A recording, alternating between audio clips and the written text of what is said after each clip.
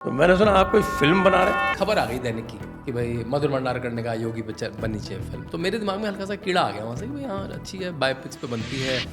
योगी जी का चरित्र कौन निभा रहा है इसमें? एक नया लड़का है अनंत जोशी। हम एक पहाड़ी चेहरा चाहिए था जो वो शाह का जिस तरह का योगी जी का उच्चारण है उसको कैच कर पाए। वो लोकल आदमी कर पाता है और थोड़ा एक स्वीटनेस होती है पहाड़ी चेहरों में ना। एक तो उस तरह का एक जो बच्चों जैसा हंसी होती है योगी जी की आज भी है। इतने बुलडोजर चला के भी हंसते जब है तो बिल्कुल ठाका मार के हंसते हैं। तो उस तरह का एक व्यक्तित्व ले पाए। ये भी कहा जाता है कि साहब कि जब किसी पॉलिटिकल फिगर पे कोई बायोपिक बनती है तो वो बायोपिक कम और प्रोपेगेंडा ज़्यादा हो जाती है। जो हमने बनाने की कोशिश करी संजय जी वो ये है कि एक पहाड़ का लड़का भारत में अगर वो ठान ले तो अगर वो उसका परिश्रम उसका जो ठानना है वो उसको संत से लेकर मुख्यमंत्री तक बना सकता है। ये भारत की जो परंपरा है, चाहे वो आप नरेंद्र मोदी में कई लोगों को देखने को मिलती है, जो धोनी में भी देखने को मिलती है, उसको दिखाने की कोशिश ज़्यादा करी हमने।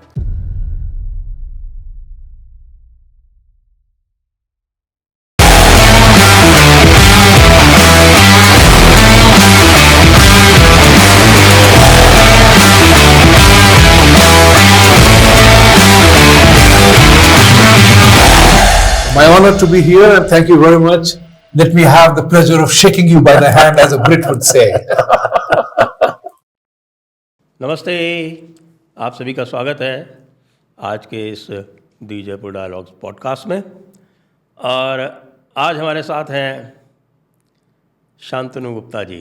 शांतनु गुप्ता जी जो कि लेखक हैं, जो कि आपको टीवी पैनलिस्ट के रूप में कई बार दिखाई पड़ते हैं और वैसे पुराने कॉरपोरेट वर्ल्ड के भी आप मेंबर रह चुके हैं। तो आपका बहुत बहुत स्वागत है शांतनु गुप्ता जी। नमस्कार संजय जी, बहुत सुंदर स्टूडियो आपका। धन्यवाद आपको। तो मैंने सुना आप कोई फिल्म बना रहे हैं। आप अभी तक तो लेखक, आपने कई पुस्तकें लिखी जी। आपने योगी जी पे भी 3 मुख्य पुस्तकें आपकी हैं, the monk who became the chief minister ji and the monk who transformed Uttar Pradesh और फ्रॉम अजय टू योगी आदि के साथ ये शायद कॉमिक बुक है ये जी। तो अब फिल्म लाइन में मैं नहीं गया हूँ। मेरी जो किताब है जैसे आपने कहा the monk who became chief minister, ये पहली किताब है, उनकी डेफिनेटिव बायोग्राफी है।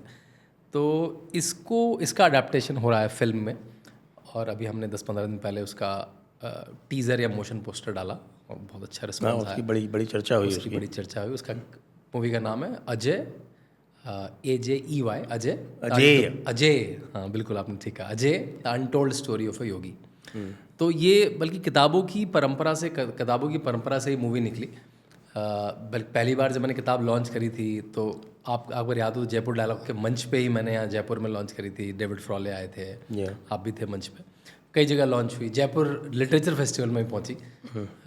खाटी वामपंथी प्रोग्राम है वो। उसके बाद से उन्होंने बुलाया नहीं मुझे कभी क्योंकि मैंने बहुत अच्छा बोला नहीं उनके बारे में। और फिर वो एक नोएडा में कार्यक्रम में मधुर भंडारकर भी थे मेरे साथ मंच पे, डेविड फ्रॉले भी थे। तो उन्होंने ऐसे ही कहा कि शायद कि भारत में राजनीतिक चलचित्र फिल्में कम बननी चाहिए, थोड़ा हम टच मी नॉट कल्चर में हैं, राजनीतिक पिक्चरें बनती। वो अगले दिन खबर आ गई दैनिक की कि भाई मधुर भंडारकर ने कहा योगी पे बननी चाहिए फिल्म। तो मेरे दिमाग में हल्का सा कीड़ा आ गया वहाँ से कि भाई हाँ अच्छी है, बायोपिक्स पे बनती है। हम विदेशी पिक्चरें देखते ही हैं, वहाँ पे पॉलिटिकल ड्रामास, पॉलिटिकल मूवीज़ बहुत बनती हैं। लेकिन वो बात आई गई हो गई। करीब 2020 में जब कोरोना में बहुत सारे लोगों ने नई चीज़ें करी। तो मेरे एक मित्र थे प्रियंक दुबे, मेरे साथ आके रहने लगे। मेरा घर खाली था, मेरा परिवार हैदराबाद गया हुआ था। वो भी लेखक हैं, वो एरॉस, ESPN कई ब्रांड्स के साथ काम कर चुके हैं, डिज्नी के साथ। तो हमने इसको एक स्टोरी के फॉर्म में लिखना शुरू करा। देखिए आपको तो पता है, आप तो खुद लेखक है, कि ये बुक तो एक कलेक्शन ऑफ फैक्ट्स है। This is not in the form of a story. भाई स्टोरीफाई तो नहीं करा है। जैसे मैंने लिखा है कि वो उनके माँ ने कहा his mother told me that he is very fond of cows. अब ये कोई डायलॉग नहीं है ना, तो मुझे फॉन्ड ऑफ काउज है वो दिखाना पड़ेगा। तो हमने इसको स्टोरीफाई करना शुरू करा। फिर बात आई गई हो गई, स्टोरी बना के रख ली हमने एक मिनिमम लेवल की।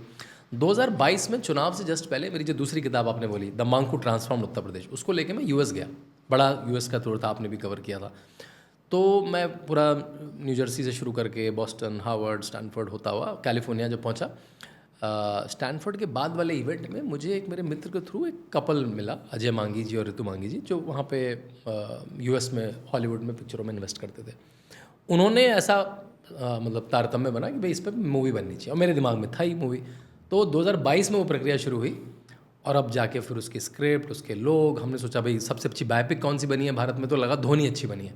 तो धोनी की टीम से कुछ लोग लिए, जिसने धोनी बनाई है, जिस टीम ने, धोनी की टीम से नहीं, धोनी मूवी की टीम से, उनके जो स्टोरी राइटर थे। फिर देखा कि पॉलिटिकल एपिसोड या वेब सीरीज़ किसने अच्छी डायरेक्ट करी है, तो महारानी लोगों के टच में आया कि महारानी जो बना है बिहार के परिवेश में वो अच्छा बना है, तो उनके जो डायरेक्टर थे रविंद्र गौतम, उनको लिया। इस तरह से वो फिर मूवी आई और उसको बड़े पर्दे की बड़ी पिक्चर बनाई है। परेश रावल है उसमें, निरहुआ हैं उसमें, एक नया लड़का है अनंत जोशी, सेकंड लीड रहा है 12th फेल में और मामला लीगल में। हमें एक पहाड़ी चेहरा चाहिए था जो वो शाह सा का जिस तरह का योगी जी का उच्चारण है उसको कैच कर पाए, वो लोकल आदमी कर पाता है। और थोड़ा एक स्वीटनेस होती है पहाड़ी चेहरों में ना, एक तो उस तरह का एक वो जो बच्चों जैसा हंसी होती है योगी जी की, आज भी है, इतने बुलडोजर चला के भी हंसते जब है तो बिल्कुल ठाका मार के हंसते हैं, तो उस तरह का एक व्यक्तित्व ले पाए। और फिर पिक्चर के साथ जो भी बड़ा हो सकता है कि भाई मीट ब्रदर्स से म्यूज़िक लिया, सोनू निगम ने गाने गाए हैं, बी प्राक ने गाने गाए, तो उसे बड़े पर्दे पाएगी। हमने ये भी कहा बड़े लीडर की पिक्चर है, बड़े पर्दे। चरित्र कौन निभा रहा है इसमें? अनंत जोशी है, जो मैंने कहा कि पहाड़ी है वो। हाँ, जो पहाड़ी हैं, शायद उधर कुमाऊँ रीजन से हैं। हाँ, जो मामला लीगल है में सेकंड लीड हैं, 12th फेल में सेकंड लीड है, तो उन्होंने करा है। और उन्होंने एक भी शर्त थी भाई जो शेव ऑफ करने को रेडी हो। आजकल के नए लड़के वो कहते हैं वो विग लगा दो और कुछ कर दो, मेकअप कर दो। मैंने कहा नहीं, ऐसा नहीं चलेगा। बड़ी परंपरा है, संन्यास कोई हमने दिखाया है अच्छे से, तो वो दिखाना ज़रूरी था। ऐसा। वैसे ये भी कहा जाता है कि साहब कि जब किसी पॉलिटिकल फिगर पे कोई बायोपिक बनती है तो वो बायोपिक कम और प्रोपेगेंडा ज़्यादा हो जाती है। हाँ देखिए, कहा जा सकता है, लेकिन क्योंकि वो किताब पब्लिक डोमेन में है बहुत समय से, मुझे लगता है जो हमने बनाने की कोशिश करी संजय जी वो ये है कि एक पहाड़ का लड़का भारत में अगर वो ठान ले, तो अगर वो उसका परिश्रम, उसका जो ठानना है वो उसको संत से लेकर मुख्यमंत्री तक बना सकता है। ये भारत की जो परंपरा है, चाहे वो आप नरेंद्र मोदी में कई लोगों को देखने को मिलती है, जो धोनी में भी देखने को मिलती है, उसको दिखाने की कोशिश ज़्यादा करी हमने। तो मेरे ख्याल से जब देखेंगे तो आपको प्रोपेगेंडा उसमें लेश मात्र भी दिखेगा नहीं। उसमें आपको लगेगा एक जीवन उनके साथ जो भी ऊंच नीच हो रही है, उनको गुस्सा आ रहा है, उन्होंने कुछ अच्छा बुरा करा है अपने जीवन में, सब दिखाया हमने ना, जैसे एज इज़ जिसको बोलते हैं, जैसा उनके जीवन में हुआ है वो सब दिखाया। तो देखने के बाद किसी को प्रोपेगेंडा लगेगा नहीं। वो एक अच्छा चलचित्र, एक अच्छी मतलब पिक्चर जिसे कहते हैं, एक अच्छा आर्ट फॉर्म, क्रिएटिव फॉर्म दिखेगा। उनका जो मुख्तार अंसारी से जो पुराना झगड़ा था वो भी दिखाया क्या? शायद कुछ ऐसा है। तो उनके जितने भी झगड़े हैं जीवन में, मेरी टीम ने खास मना करा है कि आपको पिक्चर के बारे में अभी जब तक पिक्चर आना चाहिए पिक्चर के बारे में मत बोलिए। चलिए हम चलते हैं, अब योगी जी के जीवन के बारे में डिस्कस कर लेते हैं, क्योंकि योगी जी का जीवन वृत्तांत भी और इस समय का जो कृतांत है वो भी बहुत रोचक है, बहुत रोचक है और कई अर्थों में प्रेरणास्पद है, बहुत प्रेरणादायक है। तो अभी जो लेटेस्ट जो चल रहा है वो सब लोग कुंभ की चर्चा कर रहे हैं, कुंभ की चर्चा कर रहे हैं हुआ है उसमें। तो कुंभ में कुछ खट्टे अनुभव भी हुए, लेकिन ओवरऑल जो है उसको तो आप समझ लीजिए कि 90% पास मार्क्स तो डिस्टिंक्शन ही है। तो क्या विशेष इस बार था वहाँ कुंभ में? आप नहीं, मेरा तो मैं 1 हफ्ते के लिए गया था संजय जी, और 1 महीने बाद लौटा मैं। परमार्थ निकेतन के आश्रम में रहा मैं, सेक्टर 23 में। लोगों को कुंभ की तो कहानी पता है, कुंभ होता क्यों है। समुद्र मंथन के बाद 4 जगह अमृत गिरा, उसमें प्रयाग में भी संगम में गिरा, हरिद्वार में गिरा, नासिक में गिरा, उज्जैन में गिरा। तो ये पूर्ण कुंभ था। पूर्ण कुंभ में भी एक खास अवस्था वाला कुंभ था, 144 साल बाद जो दशा आती है, वो तो ठीक था। लेकिन कुंभ को जो वृहत रूप दिया, ऐसा कहा जाता है राजा हर्षवर्धन ने कभी ऐसा दिया था, या आदि शंकराचार्य ने उसको एक नया आयाम दिया था कि उनको अखाड़ों के रूप में लिया जाए और ज्ञान की परंपरा होगी, मतलब सारे अखाड़े यहाँ पे आएँ और अपने ज्ञान का संवर्धन करें और लोगों में ज्ञान बांटें। मतलब एक ज्ञान को लेने देने की एक बड़ी कॉन्फ्रेंस हो जाए कि कोई योग पे रिसर्च कर रहा है, कोई आयुर्वेद पे कर रहा है, कोई वेदों पे कर रहा है, वो सब आके अपनी नॉलेज शेयरिंग करें, जैसे हम लोग करते हैं कॉन्फ्रेंसेस में। जैसे जेडी का आपका कॉन्फ्रेंस हुआ कुछ दिनों पहले, तो उसका जो रूप मिला उसको, उसके बाद किसी ने अगर नया आयाम दिया, सुनने में बड़ी बात लगेगी, मतलब अगर राजा हर्षवर्धन के बाद, अगर आदि शंकरा के बाद किसी ने बड़ा आयाम दिया तो योगी आदित्यनाथ ने दिया। ये बात कहना अतिशयोक्ति नहीं होगी। क्यों नहीं होगी? जो पूरा मेला था 25 सेक्टर पे था। ये 25 सेक्टर लोगों को क्या लगता है, जो लोग कुंभ में नहीं आए ना, वो कह रहे हैं मेला होगा, बड़े से मैदान में होगा, नदी होगी, ना लिए। पूरे मेले में 25 सेक्टर जो थे, हर सेक्टर कम से कम 2.5 से 3 किलोमीटर का था। मतलब पूरा मेला 60 किलोमीटर का एक शहर था। प्रयाग शहर के ऊपर वो आश्रित नहीं था। प्रयाग शहर की पॉपुलेशन तो 20-25 लाख है, इसमें 66 करोड़ लोग आके चले गए जो मेला क्षेत्र था। और इसमें एक समय में जो आने जाने वाले लोग को छोड़ के स्थायी रूप से 50 लाख से 1 करोड़ लोग रहते थे एक समय में। और ये मेला संजय जी फ्लड बैंक में बना है, मतलब उसमें 6 महीने पहले नदी थी और 6 महीने बाद नदी होगी। जब हम शुरू में गए 1-2 महीने पहले, तो हम जहाँ मेले क्षेत्र में चल रहे होते थे और गूगल मैप लगाए तो गूगल मैप में नदी दिखाता था, ऐसा लगता था अब नदी में चल रहे हैं। गूगल तो क्राउड सोर्स डेटा है, तो जब आप बहुत सारे लोग चलने लगे तो उसने वहाँ पे रास्ता दिखाना शुरू कर दिया। पूरा फ्लड बैंक में है, उसी में आप टॉयलेट जा रहे हैं, फ्लश कर रहे हैं, उसी में आप लैपटॉप चार्ज कर रहे हैं, बिजली भी आ रही है वहाँ पे, उसी में आप पानी गर्म कर रहे हैं, उसी में आप चल रहे हैं, मोटरेबल रोड पे चल रहे हैं, जो मट्टी बिल्कुल पोली है। मतलब चेकर्ड प्लेट के थ्रू कम से कम 450 किलोमीटर की रोड है, जिससे आप इंटरनली मेले में चल पाएँ, मेले में गाड़ी चला पाएँ, ट्रैक्टर चला पाएँ, ट्रक चला पाएँ, बस चला पाएँ। तो ये जो मेले का वृहद स्वरूप था, इसके देने वाले योगी आदित्यनाथ थे, जो भाई बहुत छाती पीटी लोगों ने 15,000 करोड़ रुपए खर्च कर दिया, 7,500 करोड़ मोदी सरकार का लग गया, 7,500 करोड़ योगी सरकार का लग गया, इतना हिंदू कार्यक्रम में। मेरे उसमें 2 ही तर्क हैं, भाई जब सारा मंदिरों से पैसा हिंदू का सरकारें लेती हैं तो सरकारें ही खर्च करेंगी, है ना, हमारा तो सारा पैसे ही सरकारें ले लेती हैं। और दूसरा, अभी CIA की रिपोर्ट ने उसे साबित भी कर दिया है, करीब 3.5 लाख की इकॉनमी जनरेट करी। 15,000 करोड़ खर्च करके 3.5 लाख की इकॉनमी जनरेट हो जाए, तो इससे अच्छा तो कोई वेंचर कैपिटलिस्ट नहीं दे पाएगा, वो भी 45 डेज़ में। 45 डेज़ में इतने अच्छा रिटर्न कौन देगा। और इस 15,000 करोड़ में से भी 80% परमानेंट इंस्टॉलेशंस हैं, मतलब एयरपोर्ट का टर्मिनल की वृद्धि हो गई, जितने 4 हाईवे प्रयाग की तरफ आते हैं वो 4 लेन हो गए, सारा सॉलिड वेस्ट मैनेजमेंट सिस्टम के नए STPs बन गए, 12 पक्के घाट बन गए जो प्रयाग में हर समय रहेंगे, नए पार बन गए, नए इंस्टॉलेशन बन गए, सारे जितने 100-200 चौराहे हैं वो अच्छे हो गए, पूरा फुटपाथ, मतलब अगर आप प्रयाग शहर में भी जाएंगे तो उसका बिल्कुल एक फेस लिफ्ट हो गया। तो जो खर्चा है वो तो बस 20% है, जो खर्चा है, मतलब chequered plates, pontoon bridges, tent, toilet, temporary toilet, तो मतलब 3,000 करोड़ ने 3 लाख करोड़ की इकॉनमी जनरेट कर ली। तो ये जो वृहदनेस करी उसकी, वो क्या है कि वो अतुलनीय थी। लोग जो है ना, वो खास तौर से हमारे जो पॉलिटिकल पार्टी वाले लोग हैं ना, जो क्रिटिक्स हैं, वो इकोनॉमिक रेट ऑफ रिटर्न और रेवेन्यू रिटर्न में अंतर नहीं समझते। इस बार तो उनको ये नहीं पता है कि सरकार इन्वेस्ट करती है इकोनॉमी के लिए, ना कि रेवेन्यू जनरेट करने। नहीं, रेवेन्यू जनरेट भी होगा। अगर आप अभी देखें इस 3 लाख करोड़ से अगर आप बिल्कुल 5%, 8% का GST भी मान लें, तब भी 30,000 करोड़ रुपये सरकार के पास भी आ गए, हर सरकार के पास। मतलब उसमें फ्लाइट भी ली, ट्रेन भी ली, बस भी लिया, मतलब तमिलनाडु सरकार को भी फायदा हुआ, उसकी जितनी बसें चली वहाँ से उसको भी फायदा हुआ। तमिलनाडु की बहुत भीड़ थी, बंगाल की बहुत भीड़ थी। दीदी को अच्छा नहीं लगा होगा। एक बार पता क्या हुआ, मेले का जो स्वभाव था ना, वो खोया पाया की अनाउंसमेंट से पता लगता था। खोया पाया की कांस्टेंट आवाज़ आती थी वहाँ पे, बल्कि मुझे थोड़ा एक बार मैं विचलित भी हुआ, कितने लोग खो जाते हैं क्या। तो मैंने जाके एक दिन में पूछा, जब थोड़ा शांत था, उसने कहा कोई नहीं खोता है, कभी किसी का व्यक्ति 10 मिनट में मिल जाता है, किसी का व्यक्ति 2 घंटे में मिल जाता है। आजकल की प्रणाली में फ़ोन ट्रेसिंग के बाद खोता कोई नहीं है। हाँ भाई, जिसका आदमी 2-3 घंटे खोता है वो थोड़ा सा विचलित रहता है। तो खोया पाया की जब आवाज़ आती थी ना, वो भाषाएं बदलती रहती थी। आपको पता लग जाता है कि अभी बिहारी लोग आए हुए हैं, आजकल बंगाली लोग आए हुए। तो एक बार जब गंगा सागर मेला खत्म हुआ, उसके बाद बहुत सारे लोग कुंभ में पहुंच गए। कुंभ, ऐसा होता होगा कि भाई एक मेले से दूसरे मेले में पहुंच गए, तो ट्रेनें यहाँ पे आ गई, तो अनाउंसमेंट आदमी खुद करता है आके ना, तो बंगाली में अनाउंसमेंट हो रहा है कम से कम पूरे 5-6 घंटे। तो ममता दीदी को नहीं अच्छा लगेगा कि बहुत सारे लोग ये कुंभ का व्यवस्था देख के गए हैं, इतनी सुंदर व्यवस्था देख के गए हैं कि 66 करोड़ लोग आके वहाँ पे स्नान करके चले गए। तो हाँ, ऐसा है। हाँ, गंगा सागर तो मकर संक्रांति में लगता है, मकर संक्रांति के बाद शुरू में था। बिल्कुल। ये तो 45 दिन पूरा चलता है। नहीं तो 45 दिन चला। हाँ, तो कुंभ की व्यवस्था से फिर आगे और यदि बढ़ें तो इस समय एक और मंदिर बड़ी चर्चा में है उत्तर प्रदेश में, संभल का मंदिर।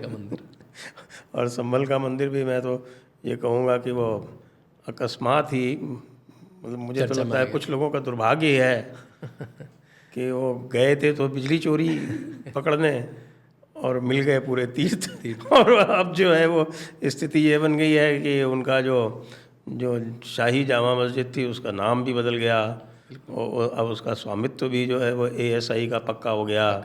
अब उनका वक्फ भी इस नए एक्ट के आ जाने के बाद उनका जो वक्फ जो था वो भी ख़त्म हो गया। तो बड़ी दुर्दशा हुई। देखिए संभल, हाँ ठीक कह रहे हैं, चर्चा में तो अभी आया, लेकिन अगर आप हिंदू परंपरा, सनातन परंपरा के हिसाब से माने तो मैं तो संभल बचपन से इसलिए सुनता रहा। संभल मेरी ननिहाल है, मेरी माताजी रामपुर की है, मेरे पिताजी मुरादाबाद के हैं। मेरी ननिहाल, मेरे कम से कम 50 परिवार रहते हैं वहाँ पे, आज भी रहते हैं, जिनके कुछ ना कुछ छोटे मोटे अपने अपने व्यापार हैं। तो हमारे यहाँ दशावतार की अवधारणा है, उसमें जो दशावतार कल्कि हैं वो तो उनका अवतार संभल होना है। और आप खुद सोचिए कि बाबर जब घुसता है भारत में घुसता है तो पहली मस्जिद तो पानीपत में बनाता है। क्यों? क्योंकि उसने वहाँ लड़ाई जीती, सिंबॉलिक हो गया। दूसरी अयोध्या में, अभी मतलब आप आए हो यहाँ से, अयोध्या कहाँ दिख गया आपको? अयोध्या तो बहुत दूर है। आपके वामपंथी पत्रकार क्या कहते हैं? नहीं नहीं नहीं, वो तो भूमि चाहिए थी, भूमि उसको अयोध्या में चाहिए थी, इतनी दूर जाके, है ना, जहाँ पे कोई मुसलमान नहीं रह रहा है। और तीसरा संभल में, संभल का तो कोई नाम नहीं, निशान नहीं, कोई बड़ी संपदा नहीं, कोई ऐसी नहीं कि प्रॉस्परस रहती, क्योंकि उन्होंने उसको पता लगा कि भाई हिंदू धर्म के केंद्र क्या है, उधर राम मंदिर है, इधर यहाँ कल की आने वाले हैं, कल की क्या पता कल की कल आ जाए मेरा नाम विध्वंस कर दें। तो उसने बड़े स्ट्रैटेजिकली सोचा था। तो संभल की मस्जिद ऐसे नहीं कि बट वो कि मतलब हाँ संयोगवश वो संभल में थी, बस बड़े हरिहर मंदिर को तोड़ के खास बनाई गई। और डिस्क्रिप्शन भी है, वो फ्रांसिस गोतिया ने जो बड़ा सही काम करा है, औरंगजेब के सारे फरमानों को, पुराने फरमानों को बस ट्रांसलेट करके लिख दिया है गरुड़ा की किताब में। उसमें एक बोले डिटेल में लिखा है किस मंदिर को कैसे तोड़ो, कहाँ तोड़ो, इसकी ईंट कहाँ लगाओ, उसके किसको शाबाशी मिली, किसको रेवेन्यू गया। तो ठीक कह रहे हैं कि वो हुआ तो अनायास ही ऐसे, बिजली चोरी से शुरू हुआ और वो थोड़ा फिर वो विष्णु जैन जी ने जो केस करा, सर्वे में पथराव हो गया, पथराव के बाद जब वहाँ पे हुआ तो देखा है तो बिजली चोरी एक जगह नहीं, दो जगह नहीं, कई जगह।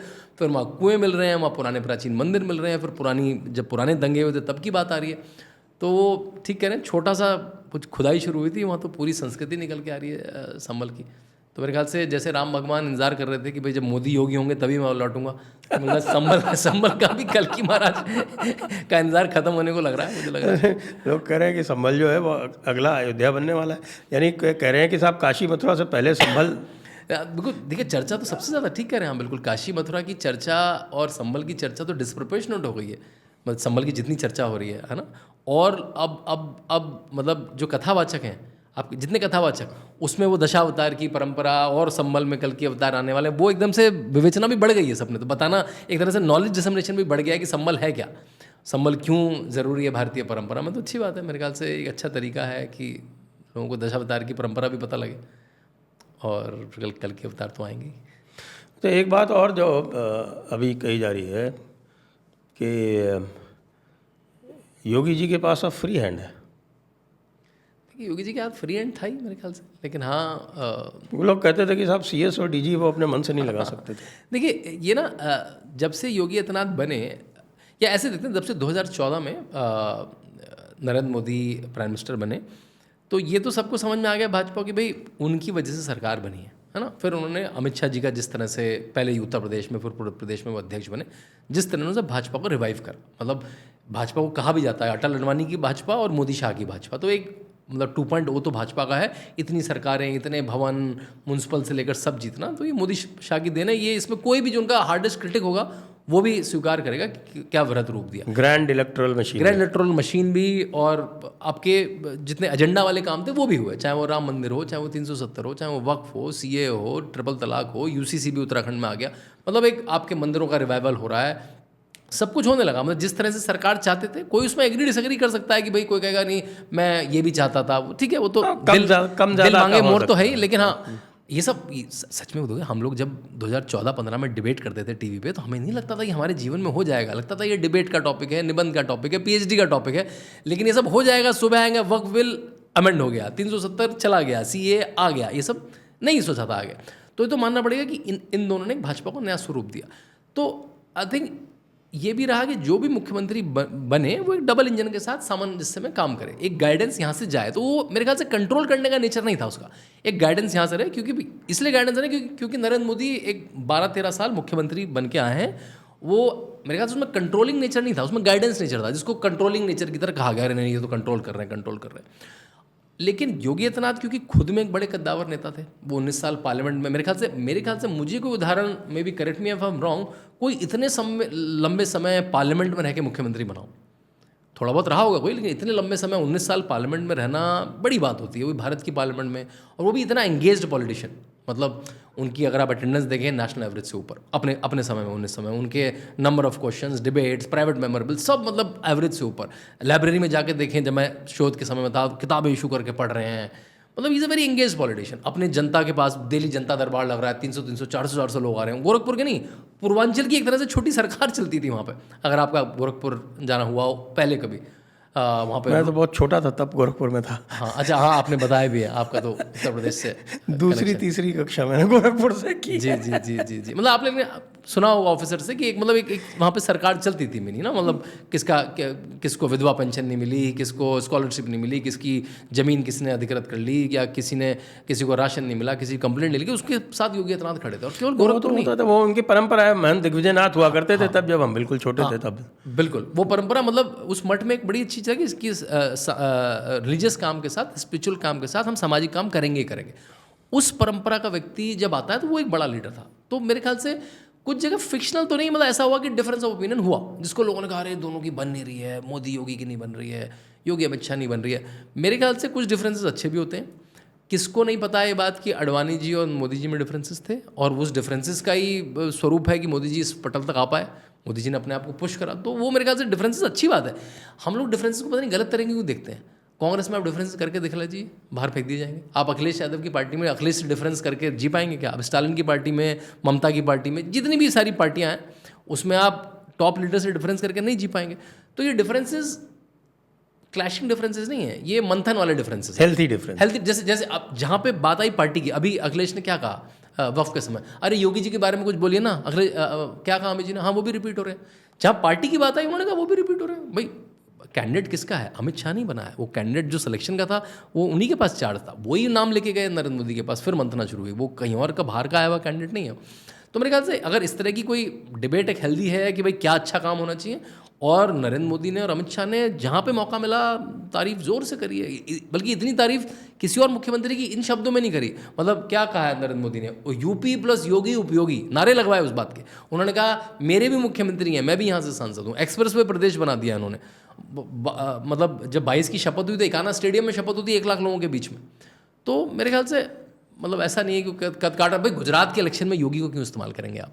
महाराष्ट्र के इलेक्शन में क्यों इस्तेमाल करेंगे? अगर आपको योगी का कद छोटा रखना है तो मेरे ख्याल से ठीक है। सबसे ज़्यादा तो हरियाणा में होता, बटोगे तो कटोगे, वहीं से तो नहीं, पॉपुलर मैं कह रहा हूँ कि मतलब अगर आपको योगी का छोटा करना है तो आप उसको किसी इलेक्शन में नहीं रखोगे ना। आपको ठीक है तुम अपना उत्तर प्रदेश संभालो, आपको हर इलेक्शन में डिस्प्रपोर्शनेट इस्तेमाल किया जाता है योगी आदित्यनाथ का, क्योंकि पार्टी को पता है, टॉप लीडरशिप को पता है, अमित शाह को पता है, तो वो उसको कोई काट नहीं रहे। मेरे ख्याल से हाँ थोड़े डिफरेंसेस होंगे, वो अच्छी बात है उसमें। बल्कि मुझे याद पड़ता है कि जो 2017 का इलेक्शन था, तो 2017 इलेक्शन की जो स्टार कैंपेनर्स की जो पहली लिस्ट जारी हुई थी उसमें योगी जी का नाम नहीं था। और उसके बाद नीचे से इतनी डिमांड आई कि ना केवल उनका नाम उसमें सम्मिलित हुआ, बल्कि पूरी तरह से पूर्वांचल का तो उनको एक तरह से चार्ज ही दे दिया गया था। और उनको चॉपर ऑपर कम ही लोगों को मिलता था, जिससे वो ज़्यादा रैली कर पाएँ। हाँ बिल्कुल। बल्कि कुछ लोगों ने उसमें सिग्नल भी रीड करा कि क्या इनको मुख्यमंत्री का दावेदार समझा जा रहा है, क्या इनको इतनी रैली क्यों दी जा रही है क्या। और देखिए एक बात ये भी माननी पड़ेगी, जब 16-17 में राष्ट्रीय पटल में आए तो नरेंद्र मोदी और अमित शाह के लिए भी जो देश की राजनीति तो नहीं थी ना, उनको भी गुजरात में बैठे बैठे तो योगी आदित्यनाथ के बारे में कितना पता था, नहीं पता था, तो उनके लिए भी सीखने जैसी अवस्था थी। तो हाँ ये डिफरेंसेस मतलब थोड़े रहे होंगे, लेकिन ये कोई शो स्टॉपर्स नहीं है। तो थोड़ा आपने चूँकि गोरखपुर का उल्लेख ले आया जी, तो गोरखनाथ मंदिर के लिए जाना जाता है, नाथ परंपरा का एक प्रमुख केंद्र है। वो केंद्र। तो ये जो नाथ परंपरा है, थोड़ा इसके बारे में बताएं, और नाथ परंपरा तक योगी जी कैसे पहुँचे? दोनों बड़े अलग हैं। मतलब पहले तो परंपरा के बारे में बात करते हैं। योगी जी उस परंपरा में कैसे आए, वो तो मतलब बहुत बड़ा संयोग, बल्कि देवयोग मैं कहूँगा वो है। नाथ परंपरा जैसे हमारे यहाँ पतंजलि परंपरा है, ऐसे हम लोग मानते हैं कि जितने भी योग के सूत्र दिए वो भगवान शिव ने दिए। भगवान शिव के एक स्वरूप को हम आदिनाथ बोलते हैं। वो जो आदिनाथ की परंपरा चली आ रही है वो आज योगी आदित्यनाथ पे तक उसके वाहक हैं। वो उसमें गुरु गोरक्षनाथ हुए जिन्होंने उसको एक तरह से एक रूप दिया, एक भाषा दी, वोकैबलरी दी, एक लिपिबद्ध किया कि भाई ये परंपरा में ये होगा। इसमें गुरु पूजा, धुनी पूजा, सामाजिक कार्य, ये इसके मुख्य वो रहे। और ये भी अपने आप को, अगर मैं किसी दिन को किसी अखाड़ों में बांटूं तो ये शैवाइट परंपरा के अखाड़े ही माने जाएंगे। ये ऐसे सामने से नहीं बोलते हैं, लेकिन हाँ ये शैवाइट परंपरा का अखाड़ा है। उसी परंपरा की आपको पूजा पद्धति, धुनी की पूजा, रम की पूजा, भस्म लगाना वो दिखेगी। बाकी इसकी जो विधाएँ हैं वो वैसी हैं। इसमें यम है, जप है, प्राणायाम है, योगासन है, जो कर्मकांड हैं वो भी सब है। लेकिन महंत दिग्विजयनाथ जो राजस्थान की धरती से ही जाते हैं, उन्होंने इसमें जो थोड़ा जो आरंभ में जो मत्स्येंद्र नाथ जी और गोरक्षनाथ जी, उनके बारे में क्या मठ में क्या चर्चा है? मठ में बड़ी बड़ी आनंद की चर्चाएं हैं। मत्स्येंद्र नाथ जी को कोई मानता है कि भाई क्योंकि उस एरिया में जहाँ पे वो गुरु गोरक्षनाथ का मठ है भी, वहाँ पे निषाद बहुत आते हैं, वहाँ पे निषाद जातियाँ बहुत हैं, तो उसे वो मत्स्येंद्र नाथ को वो मछली से और वो विष्णु के स्वरूप से भी उनकी तुलना करते हैं। तो वहाँ पे कई संज्ञाएं हैं। गोरक्षनाथ जी का तो जैसे हम इनका भ्रमण मानते हैं आदि शंकराचार्य का, भारत में बड़ा भ्रमण रहा। बल्कि जब मैं कर्नाटका जाता हूँ, जब मैं तमिलनाडु जाता हूँ, तो बड़ी बड़ी पीठों में उनका उल्लेख आता है। वो अपना पन्ना खोल के दिखाते हैं, पुरानी जो पीठें वहाँ पर रिकॉर्ड रहते हैं कि भाई इस शताब्दी में गुरु गोरक्षनाथ आए और साथ में साधना करी, 2 महीने यहाँ के गुरु के साथ साधना करी। तो इनके साथ दो प्रचलित हैं। इनको रमता फ़कीर मतलब चलने वाला फ़कीर माना जाता है कि ये जाके बातें कहा करते थे। गोरक्षनाथ और नाथ परंपरा के सभी साधु सामाजिक कार्य करते थे, जाके उल्लेख करा करते थे और एक फील लिया करते थे। दूसरा इनके कन्फर्टे होने का, अगर आपने देखा हो कि जो योगी आदित्यनाथ जी का ये जो कुंडल पहनते हैं, ये जो कुंडल पहनते हैं वो ये जो लोअर लोब होता है उसमें नहीं पहनते हैं, ये इस लोब में पहनते हैं।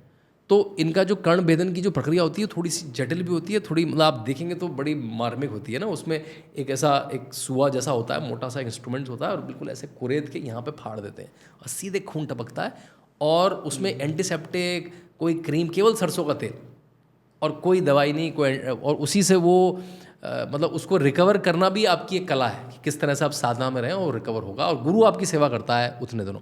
तो जो कन्फर्टे साधु हैं इनकी एक अलग से एंटिफिकेशन हुआ करता था, और उसमें फिर कैसे वो बने, मतलब क्या कहते हैं, हिरार्की भी थी एक तरह की कि आपने किस तरह का कुंडल पहना है। सबसे पहले आपको मिट्टी का मिलेगा, मिट्टी का पका हुआ, फिर आपको आइवरी का मिलेगा, हाथी दांत का मिलेगा, फिर आपको किसी धातु का मिलेगा, फिर आपको पंच धातु का मिलेगा जो योगी आदित्यनाथ मिलते हैं। तो उसमें भी आपकी एक अपग्रेडेशन है कि किस तरह के आप साधु हो रहे हैं। तो बड़ी एस्थेटिक परंपरा है जिसमें ध्यान की बड़ी एस्थेटिक परंपरा है। लेकिन जो सबसे मज़ेदार परंपरा जो आज के परिवेश में काम आती है, इसमें सामाजिक कार्य शुरू से निहित है। और जब मॉडर्न समय आया, जिसमें जब जाति की परंपरा आ गई, हमारे यहाँ जाति का आ गया, तो इनके जितने नेता हुए या जितने इनके स्वामी हुए, साधु हुए, उन्होंने जाति के खिलाफ बोलना शुरू करा और हर तरह की जाति को साथ में लाना, खास साथ में खिचड़ी भोज करना, कौन बनाएगा, कौन परोसेगा, कौन साथ में खाएगा, वो भेद हटा देना। बल्कि महंत अवैधनाथ के तो बड़े सारे किस्से आते हैं कि उन्होंने कैसे काशी के जो डोम राजा हैं, आपको पता होगा, जो शरीर जलाते हैं, उनके साथ कोई उठता बैठता नहीं ज़्यादा, तो उनके साथ खाना खाने की पूरी परंपरा शुरू करी। कई साधुओं ने उनका एक तरह से तिरस्कार करा कि नहीं, हम उनके साथ कैसे खाएंगे।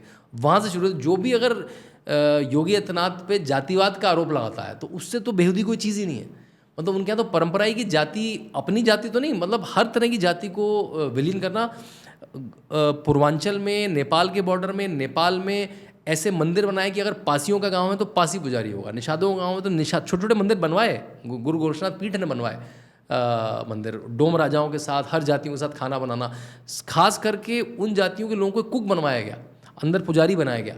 तो और ये आज की परंपरा नहीं, मुख्यमंत्री बनने के बाद ये 20वें साल की परंपरा है वहाँ पे, जिसको योगी आदित्यनाथ ने हर चीज़ में 10x कर दिया वहाँ पे। पहले अगर वहाँ पे जनता दरबार लगता था, बड़ा जनता दरबार लगने लगा वहाँ पे। पहले कुछ अगर सोशल फोर्स नहीं थी तो हिंदू युवा वाहिनी बना दी, मतलब हर चीज़ को उन्होंने 10x कर दिया। उनके इंस्टीट्यूशन में मान लिया 500,000 बच्चे पढ़ते थे, 5,000 बच्चे पढ़ते हैं उनके स्कूल में, कॉलेजों में, नर्सिंग कॉलेज में, हॉस्पिटल में, आयुर्वेदिक कॉलेज में।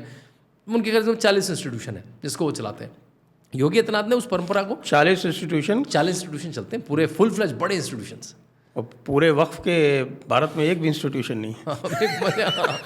मतलब एक मठ के गोरखपुर में है, इसमें बस एक इनका जो आश्रम है वो नेपाल में है, बाकी सब मिला के। और ये बड़े बड़े हैं, मतलब इसमें स्कूल चलता है, नर्सिंग कॉलेज चलता है, modern medicine hospital, Ayurvedic hospital, बड़ा कॉलेज। उनके नाम भी महाराणा प्रताप के नाम पे हैं, आपको राजस्थान की धरती से अच्छा लगेगा सुन के। महाराणा प्रताप के नाम पे कॉलेज हैं, बच्चों का बड़ा स्कूल, कई धर्मशालाएं, कई बड़े बड़े इंस्टीट्यूशन। बल्कि आप जब मुख्यमंत्री बनने से पहले आप जाकर देखेंगे तो you will find Yogi Adityanath ने वेरी CEO फॉर्म ना।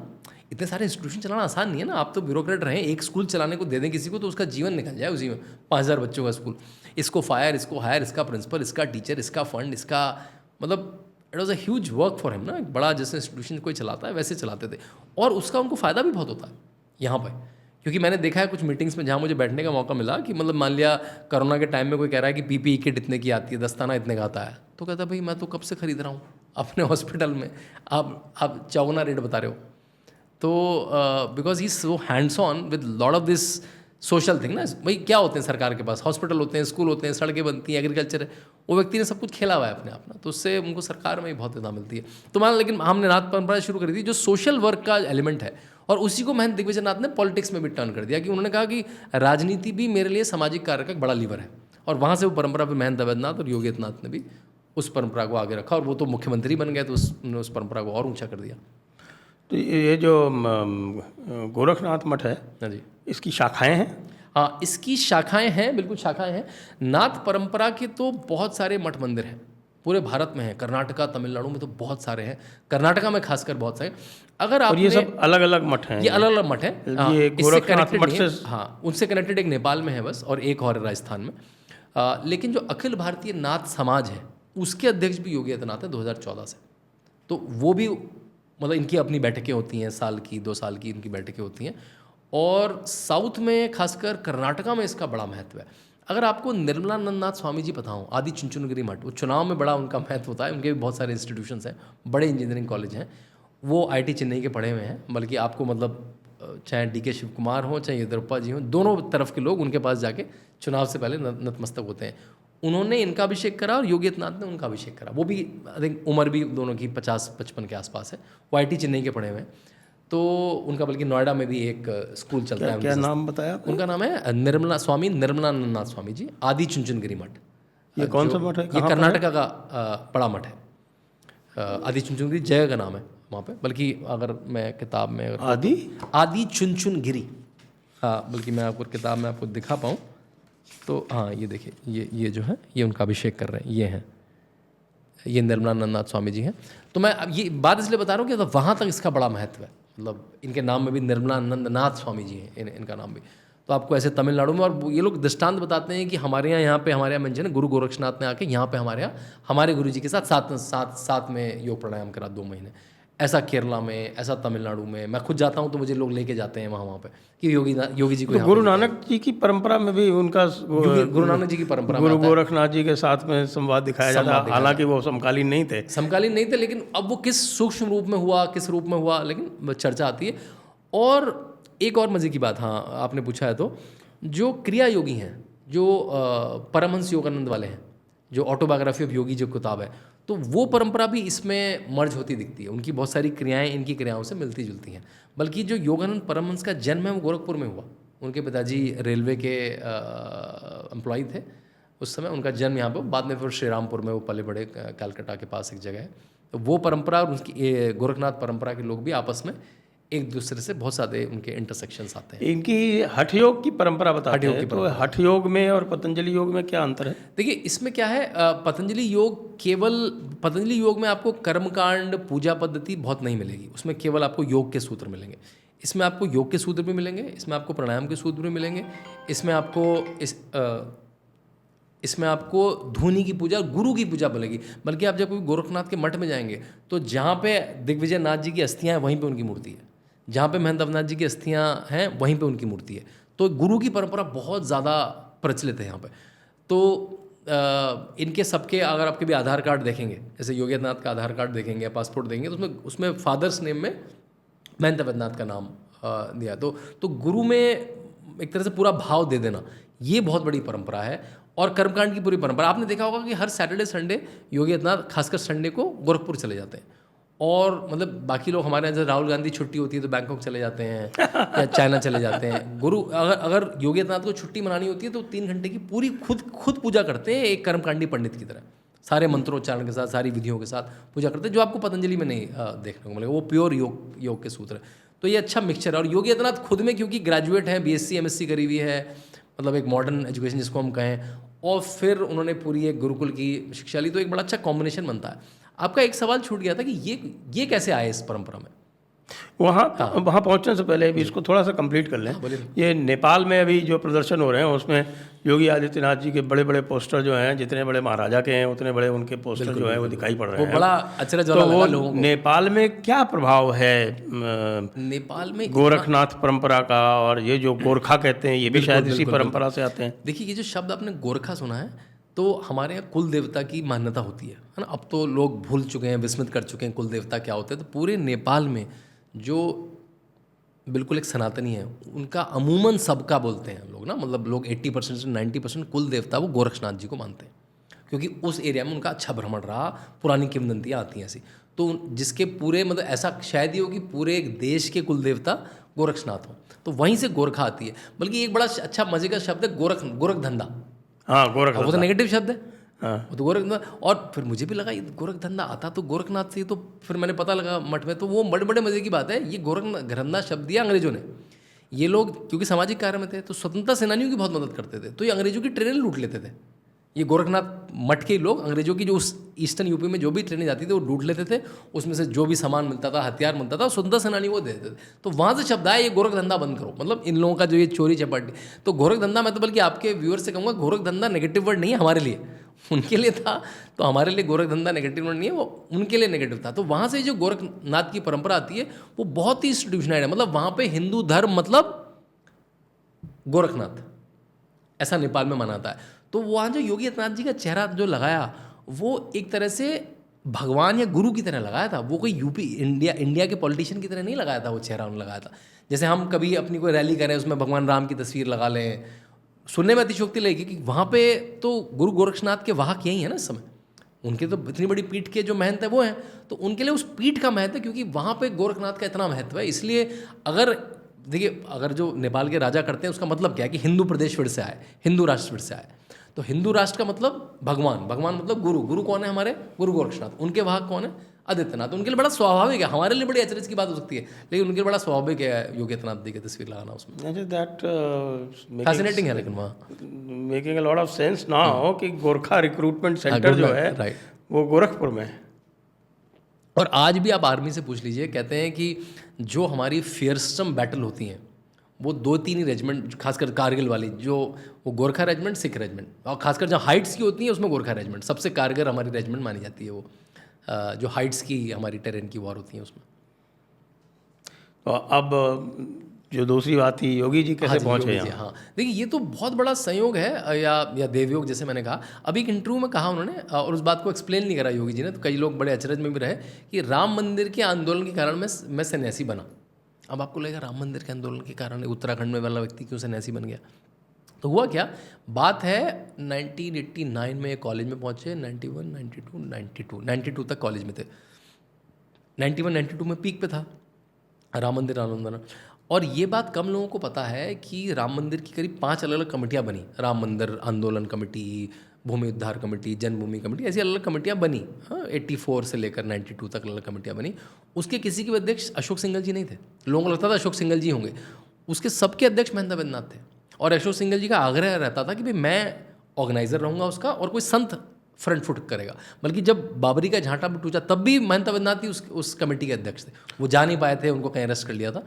तो ये पहली बात है ना कि महंत वैद्यनाथ को एक काम मिला कि भाई तुम कॉलेज जाओ और विद्यार्थी परिषद के साथ कार्यक्रम करो। विद्यार्थी परिषद तो बन चुकी थी, उसके साथ कार्यक्रम करके, उस समय तो देखिए उतने मीडियम नहीं थे, जयपुर डायलॉग जैसे सक्षम माध्यम नहीं थे, तो बात पता कैसे लगे क्यों राम मंदिर का आंदोलन कर रहे हैं, क्यों हम इतना बड़ा कर रहे हैं उस समय, तो उसकी एक जागरूकता के लिए जाओ। तो महंत वैद्यनाथ गोरखपुर से 800-900 किलोमीटर दूर कोटद्वार पहुँचते हैं, जहाँ योगी आदित्यनाथ मतलब अजय सिंह बिष्ट कॉलेज में ABVP में बिल्कुल जागरूक कार्यकर्ता हैं, वो उस कार्यक्रम। अच्छा, ये पहले कम्युनिस्ट के पार्टी के साथ गए थे शायद? हाँ, वो एक हफ्ता करीब SFI, बिल्कुल SFI के साथ ही। हाँ, तो SFI ज्वाइन कर ली थी। उसका मैं इस विषय पे वापस आते हैं, SFI वाला बड़ा मज़ेदार है। तो हुआ क्या कि जब ये पहुँचे तो इनकी दीदी का क्या होता है, पति का भाई क्या कहता है, देवर, हाँ, इनकी दीदी का देवर, इनकी दीदी वहाँ पे थी, इनकी खुद की सगी दीदी वहाँ पे ब्याह रखी थी कोटद्वार में, तो उनका देवर कॉलेज में रहा होगा, तो इन्होंने कहा भाई मुझे स्टूडेंट पॉलिटिक्स ज्वाइन करनी है, तो इन्होंने SFI ज्वाइन करा दी। उस समय आप सोचिए 90-91 में नहीं पता था ना कि कौन सी पार्टी हैं, किसका क्या दल है, तो उन्होंने SFI होता होगा, तो उन्होंने स्टूडेंट पॉलिटिक्स ज्वाइन कर ली। एक आध हफ्ते में जब देखा तो ये तो बड़े मतलब चर्सी टाइप के लोग हैं, और कुछ क्या इनकी बातें भी मेरे समझ में नहीं आ रही हैं, ना पूजा पद्धति करते हैं, इनके रिश्ते नाते भी अजीब हैं। तो उनको ये तो बड़े पारंपरिक परिवार से आते थे, पूजा पाठी परिवार से आते थे, तो इनके पिताजी फॉरेस्ट गार्ड थे, माताजी बड़ी धार्मिक महिला हैं, अभी हैं, जीवित हैं वो। तो इन्होंने एक हफ्ते में मन बना लिया, और तभी उनको विद्यार्थी परिषद, सबकी ज्ञान भी हो गया, उन्होंने एक हफ्ते में विद्यार्थी परिषद ज्वाइन कर ली। तो वो जो कार्यक्रम हुआ 1990-91 में, उसके संयोजक ये थे। तो पहली बार इस तरह से राम मंदिर के आंदोलन के बैकड्रॉप में महंत अवैधनाथ और योगी मतलब अजय सिंह बिष्ट का मिलना हुआ। फिर महंत अवैधनाथ ने ऐसी कहा भाई मुझे आप जैसे ऊर्जावान एनर्जेटिक युवाओं की ज़रूरत है, आप कभी मत आइए। ऐसे बोल देते ना, जैसे कभी आपने कहा कि I like you, come over to my office. ये महंत अवैधनाथ के जो पूर्व परिवार था उससे कोई रिलेशन नहीं है। ये लोग करते हैं विवेचना। कई लोग आज तक में आर्टिकल भी छप गया, मैंने कई परिवार में पूछा, वंशावली चक्री ऐसा कोई नहीं है। आप कदकाठी भी देख लेंगे आपको समझ में आ जाएगा, कुछ तो मिलता जुलता हो ना। महंत अवैधनाथ मतलब एक बढ़िया लंबे चौड़े व्यक्ति, ये बिल्कुल पहाड़ी गठे हुए व्यक्ति, कोई संबंध नहीं है। लोगों ने वंशवाद दिखाने के लिए कोशिश करी लेकिन वो एस्टैब्लिश हो नहीं पाया। वंशवाद एस्टैब्लिश करके आप एजेंडा पेडलिंग है, वो एजेंडा पेडलिंग है। वो मैंने हर तरह से वंशावली खोजी, दूर दूर तक। किसी ने मामा कहा, किसी ने चाचा कहा, वो बिल्कुल एक अनायास उस वहाँ पे मिले। इन्होंने कहा कभी गोरखपुर आना, और ये गोरखपुर पहुँच गए 4-5 महीने बाद। आपको लगेगा इसमें क्या सहज बात है, लेकिन ये सहज नहीं है। 1991 में उत्तराखंड से उठ के गोरखपुर पहुँच जाना छोटी बात नहीं। वो भी एक कॉलेज में पढ़ने जो व्यक्ति गया है ना, वो मोमेंट गए, वहाँ 4-5 दिन रहे, खूब सारी चर्चाएं। सीधी ट्रेन भी नहीं थी, सीधी ट्रेन में कहाँ, ट्रेन का टिकट कराना आज भी मुश्किल होता है, तब तो बहुत मुश्किल हुआ करता था। वहाँ पहुँचे है ना, वहाँ कई दिनों रहे। फिर ये अपनी कोटद्वार में उन्होंने पढ़ाई कर ली, ये एमएससी करने ऋषिकेश आ गए। ऋषिकेश में एक कॉलेज है, वहाँ पे एमएससी करने लगे। तो एक बार अजय सिंह बिष्ट जब कॉलेज में थे एमएससी, तो उन्होंने पेपर में देखा कि महंत अवैधनाथ की तबीयत खराब है, एम्स में पहुंचे। वहाँ पे कहते हैं ऐसा इमोशनल मोमेंट आया कि महंत अवैधनाथ ने हाथ पकड़ के कहा कि भाई अब तुम्हें मठ में आना पड़ेगा। ये वापस गए, एमएससी भी छोड़ दी उन्होंने। 3-4 महीने बचे थे उसमें, अच्छे मेधावी छात्र माने जाते थे। घर पे बिना बताए, उस समय पेरेंट्स उतना ट्रैक भी नहीं करते थे बच्चा कहाँ जा रहा है क्या है, अपना सामान, लेकिन घर में बिल्कुल बिना बताए कुछ कह के मैं नौकरी के लिए जा रहा हूँ, पढ़ने जा रहा हूँ। और एक गोरखपुर आ गए, उन्होंने संन्यास ले लिया विधिवत। और अब संन्यास लेने के बाद जब उत्तराधिकारी घोषित करने की बात आई, तब इसका उत्तर मैं नहीं खोज पाया कि उन्होंने इन्हीं को क्यों चुना। और कहा जाता है 2-3 कंटेंडर्स भी थे, पॉलिटिकल लोग भी थे ऐसे जो कंटेंट, क्योंकि मठ का प्रभाव क्षेत्र बहुत बड़ा था, तो 2-3 कंटेंडर थे। और इनको आए हुए पूरा साल भी नहीं हुआ था अभी तक, लेकिन इनकी जो तल्लीनता थी कि मतलब इनसे कहा गया कि 4 बजे उठना है तो 3 बजे उठ के बैठ गए। इनका कर्ण छेदन भी हुआ। तो कहते हैं महंत अवैधनाथ ने कहा मैंने जीवन में ऐसा कर्ण छेदन नहीं देखा, कि बिल्कुल महंत अवैधनाथ। तो 94 में इन्होंने अपनी स्पिरिचुअल बैटन पास ऑन कर दी। उसके बाद से छोटे महंत कहा जाता था इनको, नई का बाबा, छुटका बाबा, छोटे बाबा ऐसे बोलते थे। लेकिन इन्होंने ही पूरा मठ संभालना शुरू कर दिया। बल्कि जो जनता दरबार है उसमें खड़े रहते थे, आपने फोटो भी देखी होगी, महंत अवैधनाथ बैठे हैं और ये खड़े हुए हैं यहाँ पे, योगी जी, यंग योगी जी खड़े हुए, और यही मठ चलाने लगे, यही यात्राएं करने लगे। और 98 में जब अडवाणी जी आए महंत अवैधनाथ के पास कि भाई ये सीट जीत के देनी है, तो महंत अवैधनाथ का सीट तो जीत के देंगे लेकिन कैंडिडेट मेरी जगह योगी आदित्यनाथ होंगे। तो उन्होंने पॉलिटिकल बैटन भी अपनी 98 में पास ऑन कर दी उन्होंने। उसके बाद से 98, 99, 2004, 2009, 2014 बड़े मार्जिन से जीतते रहे। जब भाजपा का बुरा हाल 99 छोड़ के, हाँ 99 में छोटे मार्जिन से जीते, हाँ। तब उसके बाद उन्होंने 99 से पहले उनको लगता था ये तो सीट है, हम जीत ही जाएंगे, लेकिन देखा नहीं इतनी आसान नहीं है सीट। फिर उन्होंने हिंदू वाहिनी बनाई, बहुत सारे मतलब सामाजिक कार्य करने शुरू करे, जनता दरबार को वृहत करा, गांव-गांव जाना शुरू करा, खिचड़ी भोज का कार्यक्रम शुरू करा। गांव-गांव में खिचड़ी डिक्लेयर हो जाती थी, योगी आदित्यनाथ की खिचड़ी है आज, बड़ा सुंदर है वहाँ पे भाई, मुनादी सी हो गई आज योगी आदित्यनाथ की खिचड़ी आपके गाँव में है, तो गाँव वाले खिचड़ी तैयार करते थे, चावल यहाँ से भेजा जाता था, फिर सबके साथ बैठ के एक वहाँ पे जनता दरबार भी लगता था, मतलब एक मिनी सरकार वहाँ पे चलती थी वहाँ पे। तो इस तरह से ये मठ में पदार्पण हुआ इनका। तो इसको मतलब बहुत बड़ा संयोग है कि राम मंदिर के प्रिटेक्स्ट में जुड़े, और आज राम मंदिर जब बन रहा है, बना जब आज, तो वही मुख्यमंत्री है। मेरे ख्याल से ये बहुत सुंदर देवी हो गया। हिंदू युवा वाहिनी का क्या स्टेटस है आज? देखिए हिंदू युवा वाहिनी बनी 2002 में। कारण ये था कि ऐसा उन्होंने देखा कि सरकारें किसी की भी हो, चाहे भाजपा की सरकार हो, बल्कि अधिकतर तो ये अपोजिशन सरकारों में ज़्यादा एक्टिव रहे पूरे टाइम, हाँ। तो वही जो लोकल काम आपको करना है वो आप काम ही नहीं कर पा रहे। आपको एक फोर्स चाहिए, एक एनजीओ चाहिए, उसमें चाहे नशा मुक्ति का काम हो, चाहे जाति प्रथा का काम हो, चाहे बड़े बड़े खिचड़ी भोज। सबसे पहले खिचड़ी भोज बहुत बड़े होने लगे इनके, कि भाई इस फलाना गांव में खिचड़ी भोज होना है। खिचड़ी भोज एक तरह की परंपरा बन गई, गांव को जोड़ने की, सारी जातियों के लोगों को जोड़ने की, और एक कारण देने की योगी आदित्यनाथ क्यों जाएंगे उसके गांव में, एक जमावड़ा करने की। बड़ा सुंदर व्यवस्था हो गई, तो पूरे गांव का गांव साथ में खिचड़ी खाता था। अब उसको व्यवस्था करेगा कौन? तो आपको एक टीम चाहिए, एक फोर्स चाहिए। तो उन्होंने हिंदू युवा वाहिनी करी, उसमें जो भी थी चाहे विवाह करवाना, हिंदू लड़कियों का विवाह कराना, या वहाँ पे लव जिहाद के, बल्कि पहली बार लव जिहाद की जो चर्चा हुई उस पूर्वांचल में या मॉडर्न, वो योगी आदित्यनाथ ने करी उस परिवेश में, जब ये वर्ड हम सुनते भी नहीं थे इस तरह का। तो उन्होंने एक फोर्स बनाई कि मेरे साथ कोई, मठ में तो रिलीजियस लोग हैं सारे, उनसे तो मैं काम ले नहीं सकता, वो तो पुजारी लोग हैं, वो कर्मकांडी लोग हैं, वो सब धार्मिक लोग हैं। एक फोर्स बनाई, और जो बाद में एक पॉइंट पर पॉलिटिकल फोर्स भी बनने लगी। बल्कि जब ऐसा भी हुआ बहुत बार कि भाई जब भाजपा ने कहा, मान लिया योगी आदित्यनाथ ने कहा कि ये 5 टिकट इस तरह से दिए जाएँ, मान लिया भाजपा ने नहीं दिए उस तरह से टिकट, है ना, तो उन्होंने कहा मैं हिंदू विवाह वाहिनी से कोई आदमी खड़ा कर दूंगा। तो फिर तो उसका जिले जिले में उसका एक उसकी पूरी इकाई बनने लगी, जैसे एक कोई भी संस्था होती है। मैं कहा था 2017 के बाद से जब से वो मुख्यमंत्री बन गया तो उसकी ज़रूरत नहीं पड़ी भाई, अब तो भाई प्रदेश का मुख्यमंत्री मैं हूँ, तो मुझे कोई पैरेलल फोर्स की ज़रूरत नहीं है पूरे प्रदेश में। तो अब मुझे उसकी यूनिट्स मुझे कहीं पे बहुत सक्रिय रूप से नहीं दिखती हैं। लेकिन है तो अभी भी उसके पदाधिकारी दिखते हैं मुझे, हाँ, मतलब जो थे 2017 के पहले वो तो हैं, लेकिन ये डॉर्मेंट अवस्था में उसके कार्यक्रम होते हुए कम दिखते हैं मुझे। तो योगी जी के बारे में ये भी कहा जाता है कि साहब कि उन्होंने अकेले दम गोरखपुर के माफिया तंत्र को ध्वस्त कर दिया। जी बिल्कुल, वहाँ के माफिया तो बहुत प्रसिद्ध हैं। जी बिल्कुल, हाँ, वहाँ पे कहा जाता था कि मतलब हाथा और शाही परिवार, वीरेंद्र शाही, हरिशंकर तिवारी, और फिर उधर से जो आजमगढ़ और वो मुख्तार अंसारी, शुक्ला जो था वो भी गोरखपुर का ही था। वो मतलब गोरखपुरी उस अमरमणि बेल्ट का, त्रिपाठी, हाँ, वो उस बेल्ट के गोरखपुर या उसकी बेल्ट को, मतलब गोरखपुर को शिकागो ऑफ द ईस्ट कहा जाता था। शिकागो में आज भी मतलब आप अगर शिकागो न्यूज़ सर्च करेंगे आपको महीने की एक आध शूट आउट दिख जाएगा। और ये आपको बड़े मज़े की बात है, जब पहली बार पार्लियामेंट पहुँचे तो बूटा सिंह मंत्री थे, कैसे मंत्री थे, किस पार्टी से थे मैं तो भूल गया। तो बूटा सिंह ने इनसे कहा कि भाई मुझे तो गोरखपुर आना था किसी काम से, मैंने तो मना कर दिया। मैंने तो कहा वहाँ तो मैंने तो सुना है वहाँ बड़ी गोलीबारी होती है, मैंने तो मना कर दिया। इनको बड़ी शर्म सी आई ये बात सुन के कि संसद में सबके सामने मेरे संसदीय क्षेत्र के बारे में ऐसी बात हो रही है कि मैं तो नहीं आता, वहाँ तो गोलीबारी होती, बड़ी गुंडागर्दी क्षेत्र। और हंसी में कहा अरे आप कैसे रहते हो गुरुजी वहाँ पे, ऐसा बूटा सिंह ने कह के निकल गया। मैंने किताब में लिखा है पूरा उदाहरण वो। ये वापस गए, बड़ी उसमें गए, बड़े पेन में गई, अरे मेरी जगह की ऐसी इमेज है कि वहाँ गोली चलती है, और चलती भी थी सच में। मतलब पहले लोग गोरखपुर के लोग बताते हैं कि सड़क जाओ तो शाम को आपको एक शूट आउट होने को दिख जाएगा, कोई किसी को मार के चला गया। तो इन्होंने सारे व्यापारी जितने सामाजिक लोग सबको बुलाया कि क्या दिक्कतें हैं, क्या दिक्कत। उन्होंने बताया भाई एक ये है, भू माफिया यहाँ पे एक्टिव है, चीटिंग माफिया यहाँ पे मैप पे है, सैंड माफिया यहाँ पे एक्टिव है, नेपाल से क्योंकि नज़दीकी हम होते हैं, वो जो माफिया है उसके लिए भी सेफ हेवन है। तो बड़े सारे तंत्र एक्टिव है। तो इनका जो आज वाला बुलडोज़र वाला एक्शन है ना, बुलडोज़र तो नहीं, लेकिन उनका जो तंत्र है कि भाई इन्होंने पता करना इन माफियाओं के पीछे है क्या, मतलब इनका पैसा कहाँ से आता है। तो पता लगा स्क्रैप का काम है, रेलवे स्क्रैप का काम है, ठेकों का काम है, रंगदारियों का काम है, भूमि अधिकरण की थोड़ा बाढ़ में कहते बाढ़ को बड़ा इस्तेमाल यूज़ करते हैं। बाढ़ को कैसे यूज़ करते हैं, कह रहे बाढ़ में क्या था, बाउंड्रियाँ ढह जाती हैं, तो जब अगली बाउंड्री बनाती है तो ये 2 फीट और ले लेते हैं, 2 फीट और ले लेते हैं। तो बाढ़, आपको पता है पूर्वांचल के एरिया में बाढ़ें बहुत आती हैं, बिहार और पूर्वांचल के एरिया में। तो उन्होंने पता लगा कि बाढ़ में उनने कहीं 1 एकड़ ले ली पिछले 10 साल में, वो 2 मीटर करता उसने ज़मीनें ले ली।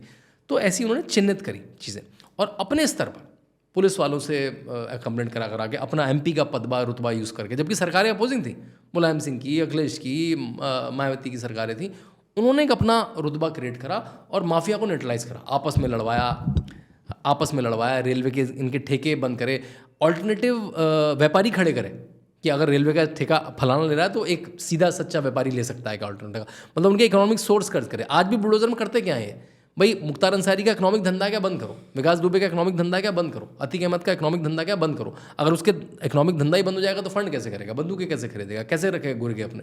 ये उन्होंने वहाँ पर करना शुरू करा, और जब तक वो 2017 में बने तो उनको एक तरह का मतलब एक ब्लूप्रिंट था उनके पास कि गोरखपुर में या पूर्वांचल में कैसे मैंने न्यूट्रलाइज करा। इनके ऊपर हमले हुए, इनके ऊपर जानलेवा 2 बड़े हमले हुए। एक तो बहुत ही जानलेवा था, मतलब उसमें अगर ये उस गाड़ी में बैठे होते तो वो तो मुख्तार अंसारी ने कराया था, ऐसा मानते हैं, मतलब सीधे तो नहीं आया, लेकिन हाँ मुलायम सिंह यादव की सरकार थी। तो वो क्या पूरा किस्सा है, वो पूरा किस्सा ऐसा था कि बल्कि आज भी होता है कि पूरे देश में, आज तो कम हो गया है बहुत, पूरे देश में कोई बड़ा बम विस्फोट हो, कोई बड़ी गोलीबारी घटना हो, तो आपको उसका एक तार आजमगढ़ में जरूर मिलता था। हाँ। ये उत्तर प्रदेश की खासियत थी, मतलब कहीं पे हो, चाहे वो केरला में हो, गुजरात में हो। आपको याद है 2007 से 9 के बीच में बड़े धमाके हुए थे कई जगह, मुंबई में होते थे, अहमदाबाद में होते थे, उन्होंने इसको सैफरन टेरर भी बोलने की कोशिश करी, वो सब हुए थे। तो एक अहमदाबाद के ब्लास्ट का तार मिला, 2006-07 की घटना है। आजमगढ़ को कोई 2 लोगों को पकड़ के ले गए, मतलब गुजरात ATS गई, आजमगढ़ से 2 लोगों को पकड़ के ले गए। मुख्तार अंसारी और पूरे गैंग ने इसके विरोध में एक बहुत बड़ी रैली ऑर्गेनाइज करी। कैन यू इमेजिन कि पकड़ के कैसे ले गए, हमारे लोगों को पकड़ के कैसे ले गए, वो आतंकवादी हैं नहीं है, क्या जांच हो रही है, वो कुछ नहीं, NIA पकड़ के ले गई। तो इसके विरोध में, अब उसके विरोध में योगी जी पहुंचे, भाई तुम आतंकवादियों के पकड़े जाने का क्यों विरोध कर रहे हो। वो वहाँ पे आजमगढ़ पहुँच रहे थे। जब वो आजमगढ़ पहुँच रहे थे, उसके मतलब सरकार के पक्ष में या जिसने पकड़ा था उसके पक्ष में, वो वहाँ पे एक सॉलिडारिटी रैली करने, तब उन पे अटैक हुआ। और ये 2007 की बात 2007 की बात है, तब उन पे अटैक हुआ। और अब इसमें 2-3 वर्जन हैं इसके। एक कहते हैं कि उनको आभास हुआ कि कुछ होने वाला है, तो उन्होंने गाड़ी बदल ली। उन दिनों गाड़ी में टिंटेड ग्लास होते थे, तो पता नहीं लगता था कौन किस गाड़ी में बैठा है। और इनकी जो गाड़ी नंबर थी उस पर बिल्कुल 2 किलोमीटर चलने के बाद इतना जानलेवा हमला हुआ कि उसमें मतलब लोग बुरी तरह हताहत हो गए। कुछ लोग कहते हैं कि उनको आभास हुआ, कुछ लोग कहते हैं उनको इंटेलिजेंस का कॉल आ गया कि आप अपनी गाड़ी बदल लीजिए। तो उन्होंने देखिए फिर भी रैली नहीं रोकी उन्होंने। फिर जाना, आदमी क्या करता, भाई रैली हो रही, वापस चलो बाद में करेंगे इस दिन रैली। इन्होंने रैली कंटिन्यू रखी, वहाँ जाना कंटिन्यू रखा, किसी एक गेस्ट हाउस में रख के गाड़ी बदल ली। ये 2 वर्जन है कि गाड़ी आभास से बदली, एक दैवीय आभास हुआ, या फिर कहीं पर इंटेलिजेंस इनपुट आया तब उन्होंने गाड़ी बदली।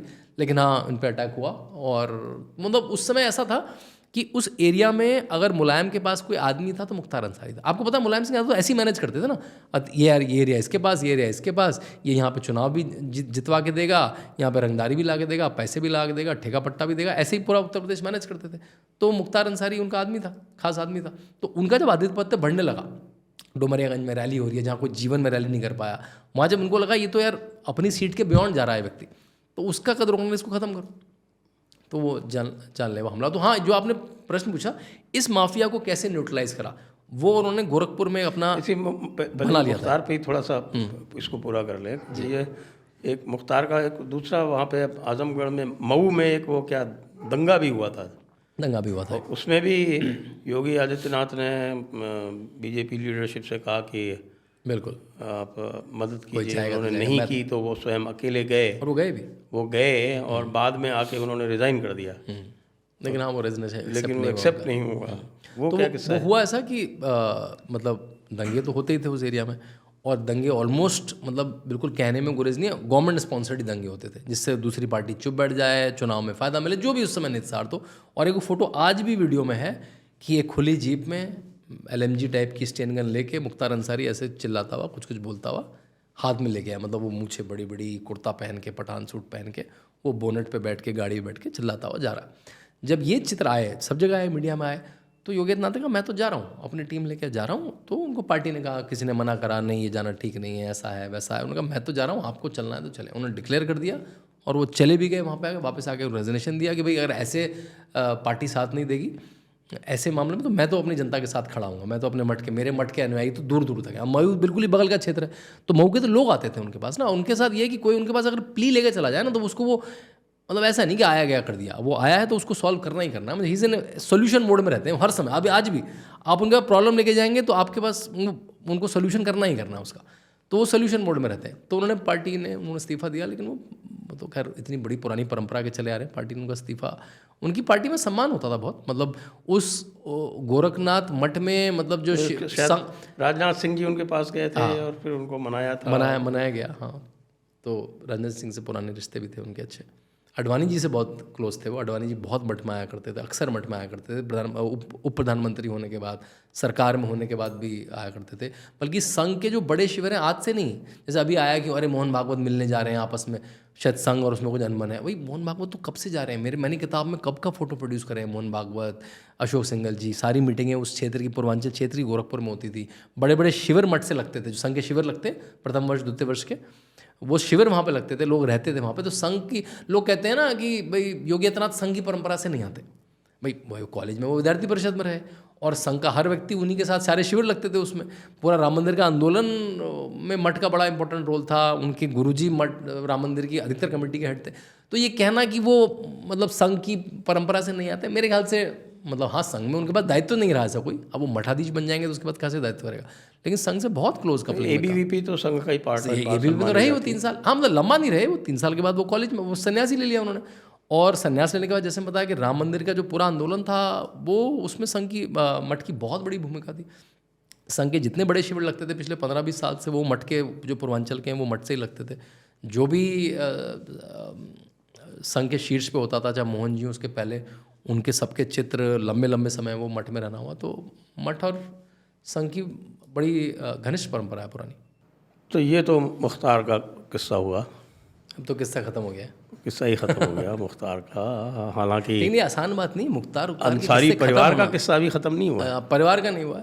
हाँ, लेकिन अतीक के परिवार का तो पूरी तरह ख़त्म हो गया। अतीक के परिवार की बेगम बची है अभी, पता नहीं कहाँ है। पता नहीं कहाँ ये भी ठीक कह रहे हैं, ये भी ठीक कह रहे हैं। गुड्डू मुस्लिम के साथ गुड्डू है मुस्लिम या के अलग साथ है, नहीं है, ये अल्लाह के पास है, नहीं है। कुछ उनका पता नहीं है। तो अतीक का तो किस्सा पूरी तरह से ख़त्म हो गया। लेकिन आप जब यूपी में जाते हैं, वहाँ के पुराने लोगों से बात करते हैं, उन लोगों के लिए ना ये एक सरप्राइज़ या अचंभे से कम नहीं है। उन्होंने नहीं सोचा था कि कभी वो अतीक अहमद, मुख्तार अंसारी इन माफियाओं के राज के बाहर आ पाएंगे। मतलब ये 7-8 साल में हो पाएगा, 5 साल में हो पाएगा, नहीं सोचा था। खासकर जो पुराने व्यापारी, उनको तो पता था कि धंधा कैसे चलना है, उनके यहाँ पैसे जाने ही जाने हैं, शादी ब्याह में उनके यहाँ पैसे जाने हैं, कुछ घर में बड़ी गाड़ी खरीदें या विदेश जाएँ, आपको जाने ही जाने, मतलब पैरेलल सरकार चलती थी। इससे ये 5-6 साल में बाहर आ पाएंगे। जो पुराने लोग हैं उत्तर प्रदेश के बताते हैं वो कि अचंभे से कम नहीं है हम लोगों के बारे में लिए। वो जो इंसिडेंट है विधानसभा की, जिसमें योगी जी ने कहा था कि माफिया को मिट्टी में मिला देंगे, उसमें उनका चेहरा देखने लायक था।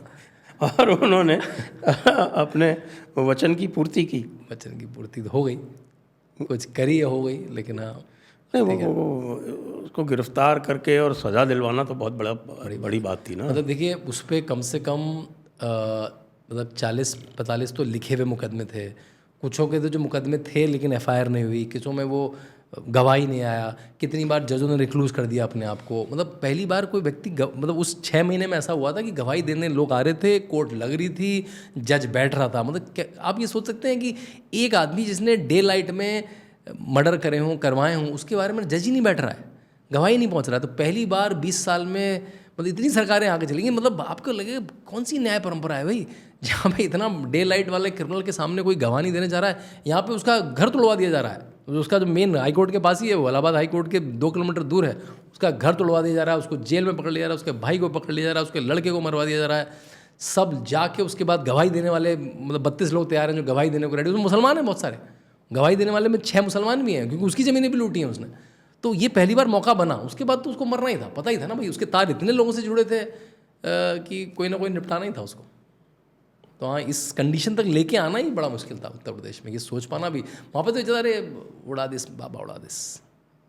अच्छा, लोगों में देखिए, लोग को तो पता है कि भाई बाबा ने ख़त्म कर दिया, उसका अतिकवा को उड़ा दिस, है ना। अतिकवा का अलग जलवा था ना। वो सरकारें हुआ करती थी जहाँ पे देखिए जिस सिटी में हाई कोर्ट होती है ना, वहाँ का अपना एक, इलाहाबाद की हाई कोर्ट एक बड़ी हाई कोर्ट है ना। मतलब आप किसी शादी पार्टी में जाएँ तो वहाँ पे जज साहब का प्रोटोकॉल, वकील साहब का प्रोटोकॉल ही चलता रहता है। वहाँ पे मतलब कोर्ट से 3 किलोमीटर दूर अतीक अहमद का इलीगल पूरा साम्राज्य चल रहा है। कोई स्यो मोटो नहीं, कुछ नहीं, किसी की हिम्मत नहीं। जज पे जज रिक्लूज करे जा रहा है अपने आप। शायद 12 जजेस ने रिक्यूज किया था, तब जाके उसकी हियरिंग हुई थी, और जिसने की थी हियरिंग उसने उसको बेल दे दी।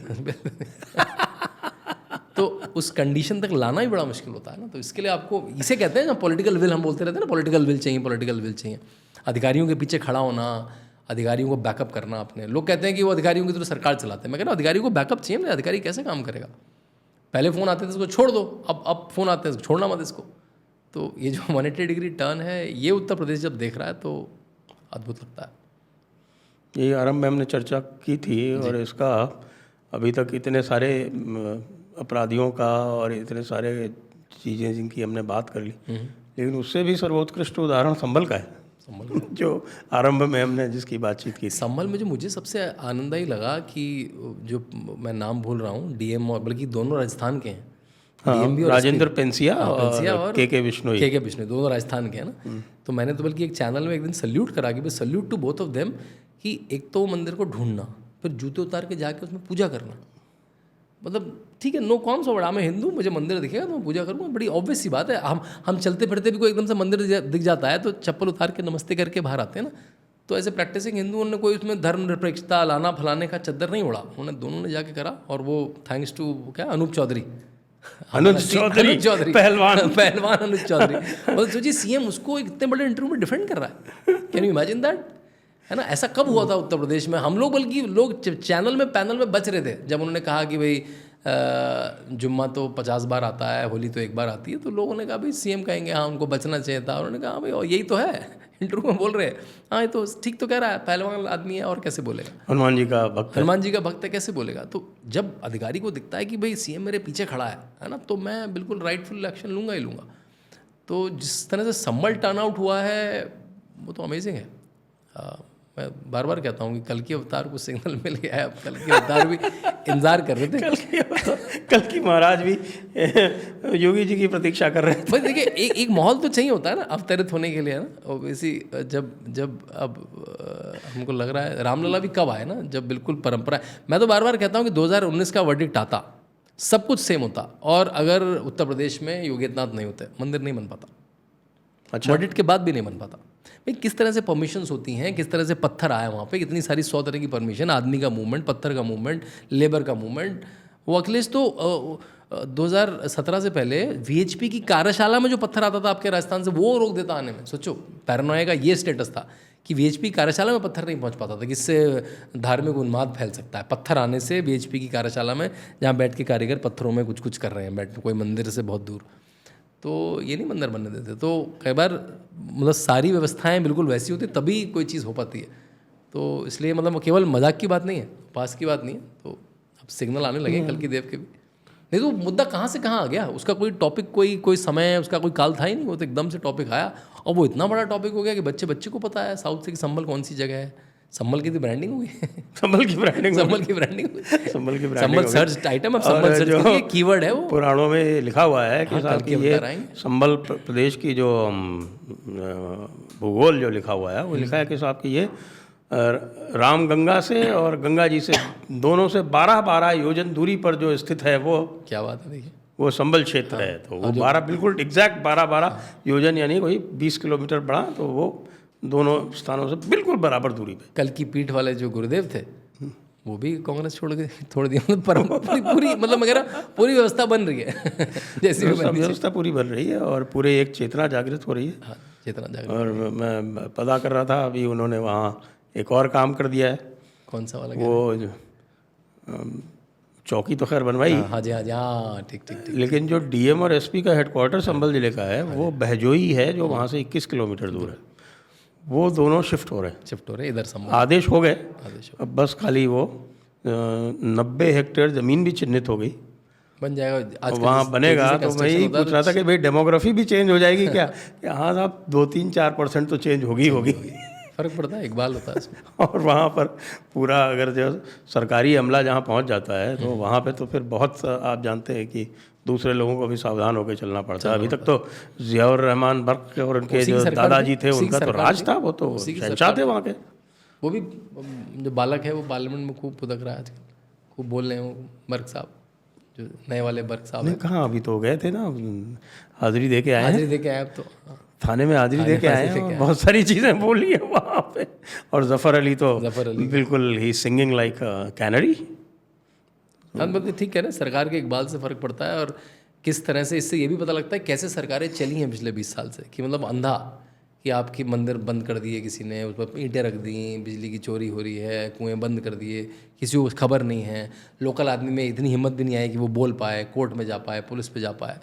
मतलब बिल्कुल अंधा राज जिसको कहते हैं, वो चला है। तो आज तो बात पता लगी है, मतलब एएसआई की कब्जे वाली जगह पे आप नमाज पढ़ रहे हैं बिना किसी परमिशन के सालों से। 1978 के दंगे को खोल दिया, किसी को बात भी नहीं पता, जबकि हमारे सुप्रीम कोर्ट ने 1989 से जो बिल्कुल जो 90s का पूरा जो घटनाक्रम है कश्मीर का, उसको कह दिया है नाउ इट्स टू ओल्ड। और वो खुल गया है, मतलब वो लीगल एक्शन में भी आ गया है और पब्लिक चेतना में भी आ गया, दोनों ही चीज़ कर पाना। तो यही पॉलिटिकल विल होती है, यही इफेक्टिव लीडर से आप एक्सपेक्ट करते हैं। और तभी आपको पता लगता है कि लीडर के आने से फ़र्क कितना पड़ता है सांस्कृतिक चेतना। और बहुत सारी ऐसी चीज़ें मुझे ध्यान है कि साहब की मुरादाबाद दंगों की रिपोर्ट आज तक सार्वजनिक नहीं हुई। बिल्कुल। मेरे तो परिवार, मैं जैसे बताया, मेरे पिताजी मुरादाबाद के हैं, हम लोग सुनते हैं, मेरी ननिहाल संभल की है, कहानी किससे सुनते हैं, सबके पास है, लेकिन नहीं, सब अपने अपने परिवार पालने में लगे हैं। किसी की मतलब ऐसी नई चेतना थी कि जाके बोले, अब सबकी आ गई है, हम भी बताएंगे, हमारे पास भी किस्सा है, हमारे पास भी किस्सा है, हमारे पास दस्तावेज है, हमारे पास फ़ोटो है, अपन सब निकल के आएंगे अब। क्योंकि वो आप सोचिए 1982 या 81 की बात है ना, मुरादाबाद दंगे 81, अब जाके रिपोर्ट सार्वजनिक की। और वो वही बात है जो हम हमेशा कहते रहते हैं कि भाई दंगे क्यों होते हैं, वो पूरा का पूरा आप वो मुरादाबाद दंगों की रिपोर्ट आप पढ़ लीजिए, उसी से आपको पता चल जाएगा। और उसको अभी योगी आदित्यनाथ ने मतलब उसी चरित्र को इस इंटरव्यू में बोला भी, शायद एएनआई वाले में, कि कैसे 100 हिंदू परिवारों के बीच में एक मुस्लिम परिवार बिल्कुल सुरक्षित फील करेगा, बिल्कुल मतलब बिल्कुल। वो अपने त्यौहार भी बनाएगा, अपनी खीर भी, सेवैयाँ भी भेजेगा, लेकिन इसका जो अपोजिट है 180 डिग्री अपोजिट, वो सोच भी नहीं सकता कोई कि अगर एक 100 कोई अपार्टमेंट है जिसमें 100 घर मुसलमान के हैं, कोई हिंदू परिवार में सोचेगा भी नहीं कि मैं वहाँ के रहूँ। ये मुस्लिम समाज को सोचना भी है कि उन्होंने अपने आप को इतना ड्रेडफुल क्यों बना रखा है अगर उनको इस भारत में कोएग्जिस्ट होकर रहना है साथ में। ये सबको सोचने जैसी बात भी है। और इसको कोई पॉलिटिकल आदमी इतने शीर्ष पद का एक बड़े इंटरव्यू में बोलेगा, ऐसा नहीं सोचा था हमने कि कभी ऐसा होगा। और ये चाहे दंगों की रिपोर्ट बाहर ना हो, मतलब मेरे ख्याल से मुस्लिम समाज को एक लीडरशिप की ज़रूरत है जो समन्वित होकर रह पाए इस देश में। नहीं तो कैसे, नहीं तो एक कांस्टेंट सिविलाइजेशन क्लैश में जीता रहेगा ये देश। वो तो खैर अब विषयांतर हो जाएगा, उसके ऊपर मेरे बहुत विचार हैं। विचार क्या, मैंने तो पुस्तकें लिख डाली हैं उस पर। ठीक है। पूरा भारत के पार्टीशन की एक तरह से अनब्रेकिंग इंडिया में उसकी एक संक्षिप्त हिस्ट्री ही है पूरी, और वो बातें सारी की सारी अभी भी वैसे ही हैं। तो वो थोड़ा विषयांतर हो जाएगा, लंबा चला जाएगा, तो इसलिए इसको भी छोड़ देते हैं। बिल्कुल। लेकिन ये बात पक्की है कि इसका पूरा ज्ञान योगी जी को है कि दंगे क्यों होते हैं और दंगे कैसे रुकेंगे, वो उन्होंने प्रत्यक्ष रूप में करके दिखा दिया। और ये बिल्कुल स्पष्ट बात है कि उनको पूरा ज्ञान है कि समस्या मुसलमान में नहीं, समस्या जड़ में है। ये पहला नेता मैंने देखा है कम से कम जिसको इसका पूर्ण आभास है। लेकिन क्या चिन्हित करना चाह रहे हैं? समस्या जड़ में है, मतलब किस तरह से कहना चाह रहे हैं? थियोलॉजी में। हाँ, थियोलॉजी में, हाँ बिल्कुल। और उस बात को कहना पड़ेगा, आपको कहना पड़ेगा, क्योंकि समस्या तो टीचिंग्स में है, बेसिक टीचिंग्स में है। आप किसी भी एक्स मुस्लिम को सुन लीजिए आप। आपके मंच पे तो आते भी हैं। आते ही है मेरे मंच पे, देखा है मैंने बहुत बार। अभी कल मैंने एक और नए एक्स मुस्लिम का अभी इंटरव्यू लिया, उसका सब वही बात कहते हैं कि समस्या बेसिक्स में है, फंडामेंटल्स में है। तो वो फंडामेंटल्स जो भी पढ़ेगा वो तो वही काम करेगा जो ये लोग करते हैं। और ख़ास तौर से जो आपका जो हमारे सब कॉन्टिनेंट का जो इस्लाम जिस तरह से पनपा है वो उसी तरह से पनपा है। और पता बाकायदा आप सोचिए, औरंगज़ेब का समर्थन हो रहा है और योगी जी ने बोल दिया जो औरंगज़ेब के समर्थन पे, और कोई नहीं बोल पाया इस तरह से। ठीक कह रहे हैं। योगी जी ने कहा ना कि भाई यहाँ औरंगज़ेब के समर्थन करने वालों का कोई स्थान नहीं है।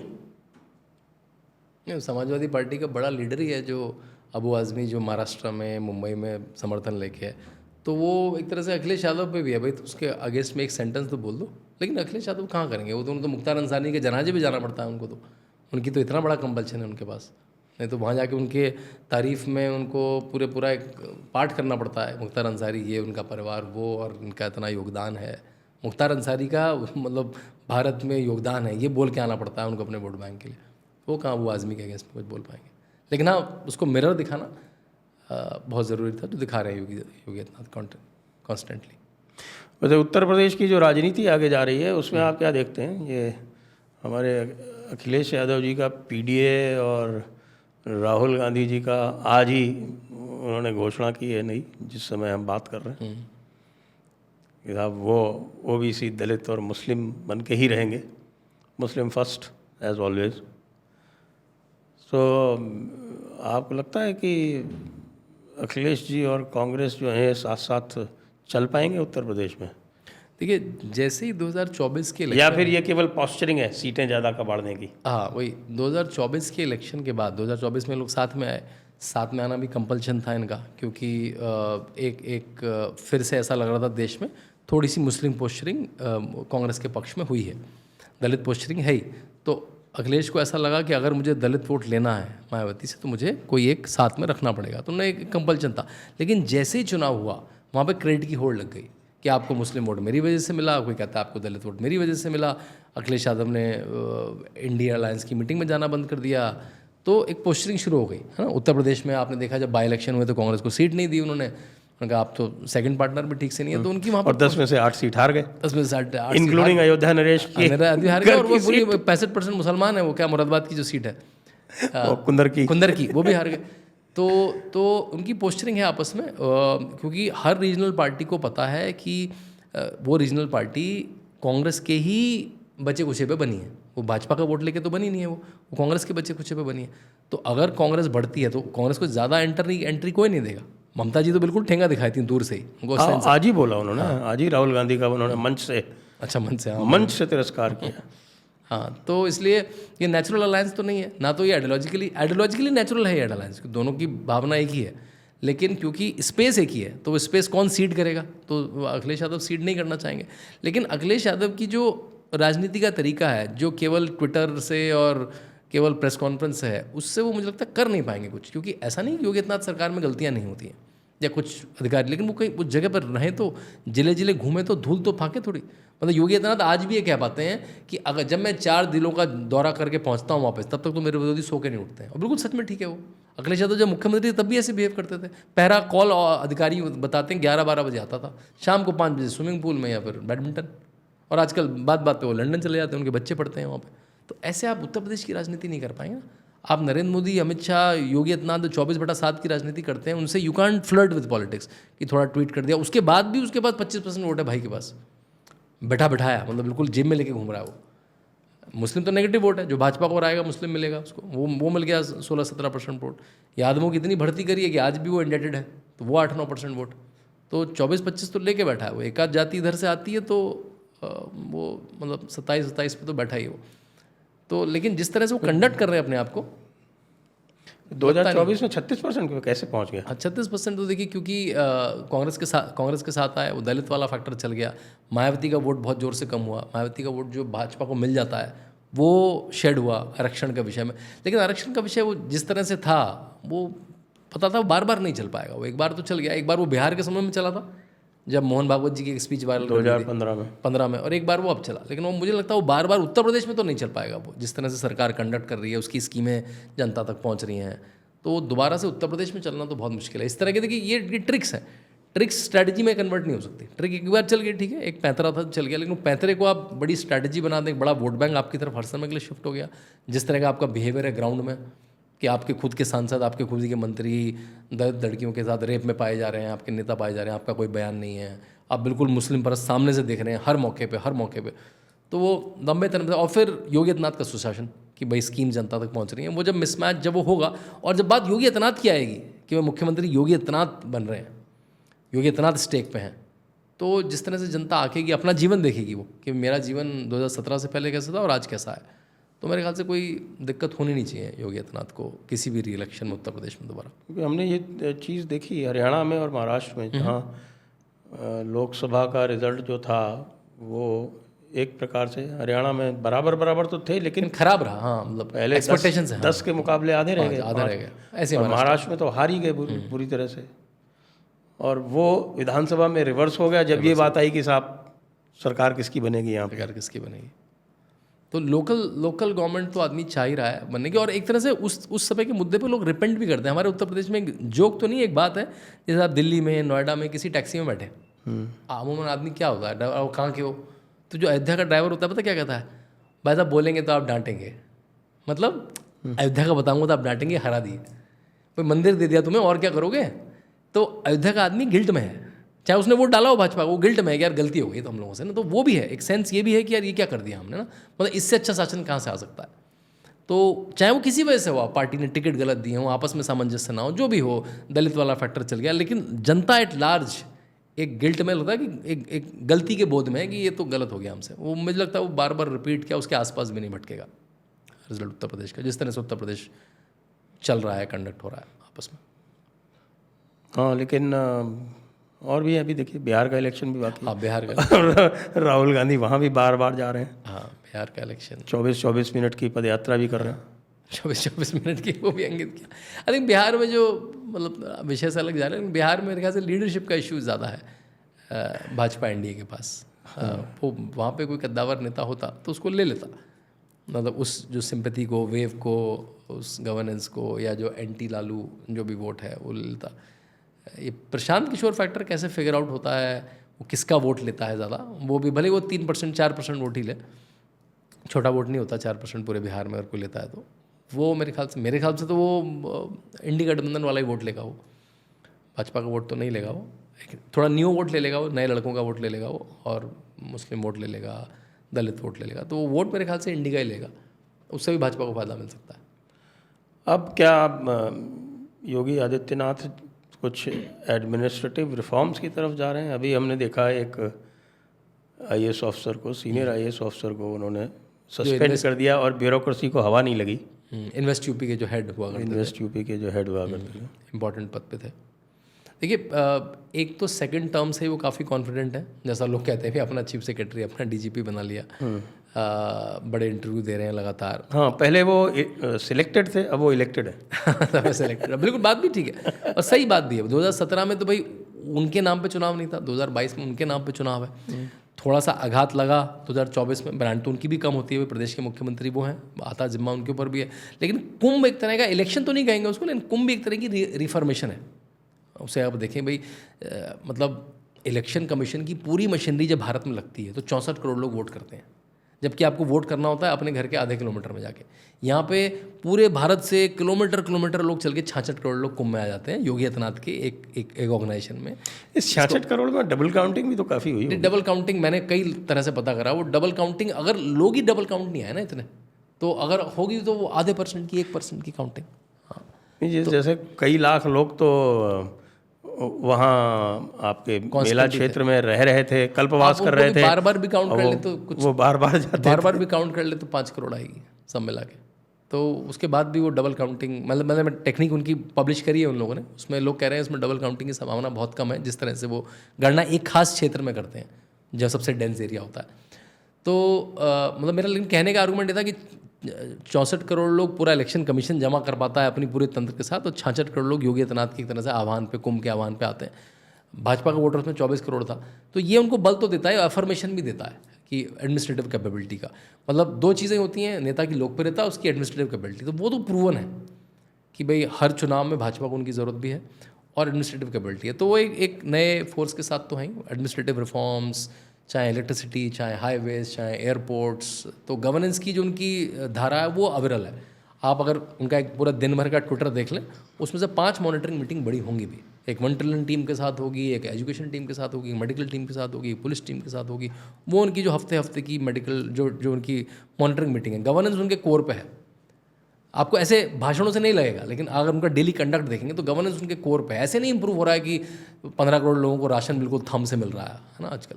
जो शिक्षा का आपने देखा, जो अभी असर की रिपोर्ट आई है, उसमें मैथ्स में हम लोग तमिलनाडु से ऊपर हैं। उसमें अलग अलग आता है मैथ्स के ऑपरेशन में, प्लस माइनस डिवाइड इनटू, अक्षर ज्ञान कितना है। मतलब तमिलनाडु का डेटा 37% पे, उत्तर प्रदेश का डेटा 42% पे, जिसमें उत्तर प्रदेश 22%, 17% पे हुआ करता था। और उसके तब तो नकल करवाना ऑफिशियल पॉलिसी का हिस्सा हुआ करता था। और खैर ये तो खैर असर डेटा तो खैर इंडिपेंडेंट डेटा होता है, उसमें तो मतलब नॉर्मल एग्जाम का पार्ट नहीं होता।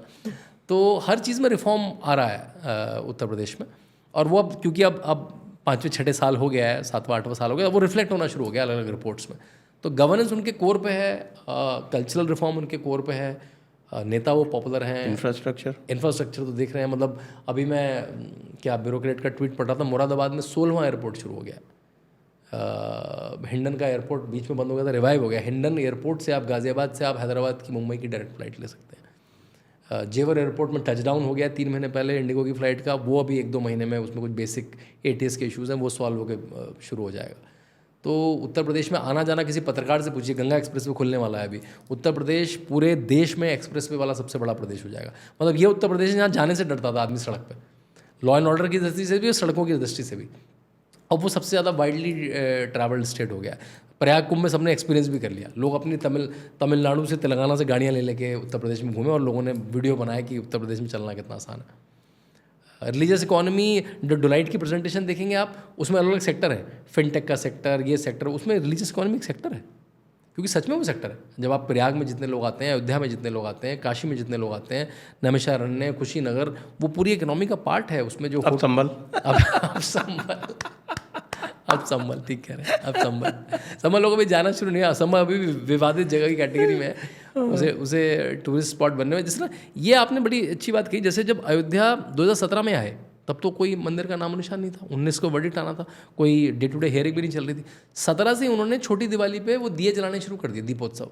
और जैसे ही दीपोत्सव हुआ, मीडिया कवर करने लगा उसको। जैसे ही मीडिया कवर करने लगा, होटलों ने अपने आप को अपग्रेड कर दिया। पहले 1 होटल आता था किसी ट्रैवल वेबसाइट में, अब 17 होटल ने अपने आप को अपग्रेड कर लिया उस लेवल का। अब तो खैर जगह की सूरत ही बदल गई, अब तो ऐसा लगता है कि सेट लगा हुआ है वहाँ पर। हर समय इतना सुंदर बना दिया, वो उसके चक्कर में 13.5 करोड़ लोग, मतलब ताजमहल से ज़्यादा लोग अयोध्या चले आ रहे हैं। वही जैसे मैंने बताया प्रयाग में जैसे इन्वेस्टमेंट आ रहा है, ऐसे अयोध्या में इन्वेस्टमेंट आ अब तो ताजमहल भी वक्फ नहीं रहा। अब तो ताजमहल भी वक्त नहीं रहा, अब वक्त तो नहीं छोड़ते। तो और रोड्स के अलावा और क्या इंफ्रास्ट्रक्चर में क्या है? देखिए, इंफ्रास्ट्रक्चर में 3-4 तरह की चीज़ें। एक तो एयरपोर्ट्स, हमारे यहाँ 2 फंक्शनिंग बड़े एयरपोर्ट हुआ करते थे, लखनऊ और बनारस, है ना।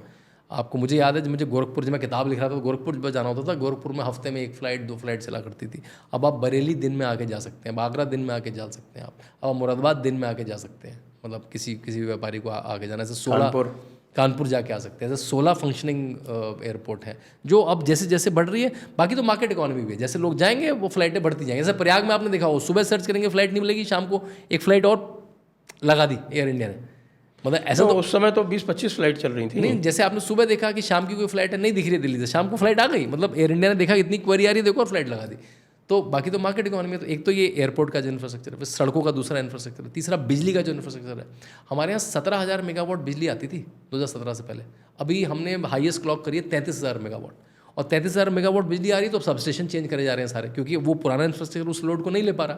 तो वो 24 घंटे लाइट आने से ही कहते हैं अगर आपके यहाँ बिजली बढ़ जाए 10 घंटे से ज़्यादा तो आपका ½ GDP बढ़ जाता है, क्योंकि आप गैजेट ज़्यादा यूज़ करने पड़ते हैं, खरीदारी अपने आप बढ़ जाती है। बिजली के आने से जो चीज़ें होती हैं वो सारी शुरू हो गई। तो बिजली का इंफ्रास्ट्रक्चर, इंटरनेट का इंफ्रास्ट्रक्चर, आप मतलब गांव देहात से भी हम लोग बिल्कुल आराम से लाइव करते हैं। आप कहीं पे भी घूम रहा होता हूँ मैं, बलिया में, गोरखपुर में, मऊ में, बढ़िया बिल्कुल 4G का नेटवर्क आता है, वो फैसिलिटेशन हो रहा है। ODOP के चक्कर में, ODOP जो 1 डिस्ट्रिक्ट 1 प्रोडक्ट है, उसके चक्कर में गाँव में GST रजिस्ट्रेशन वाले वेंडर आ गए हैं, वो वेबसाइट में अमेजोन में सामान बेच रहे हैं बढ़िया।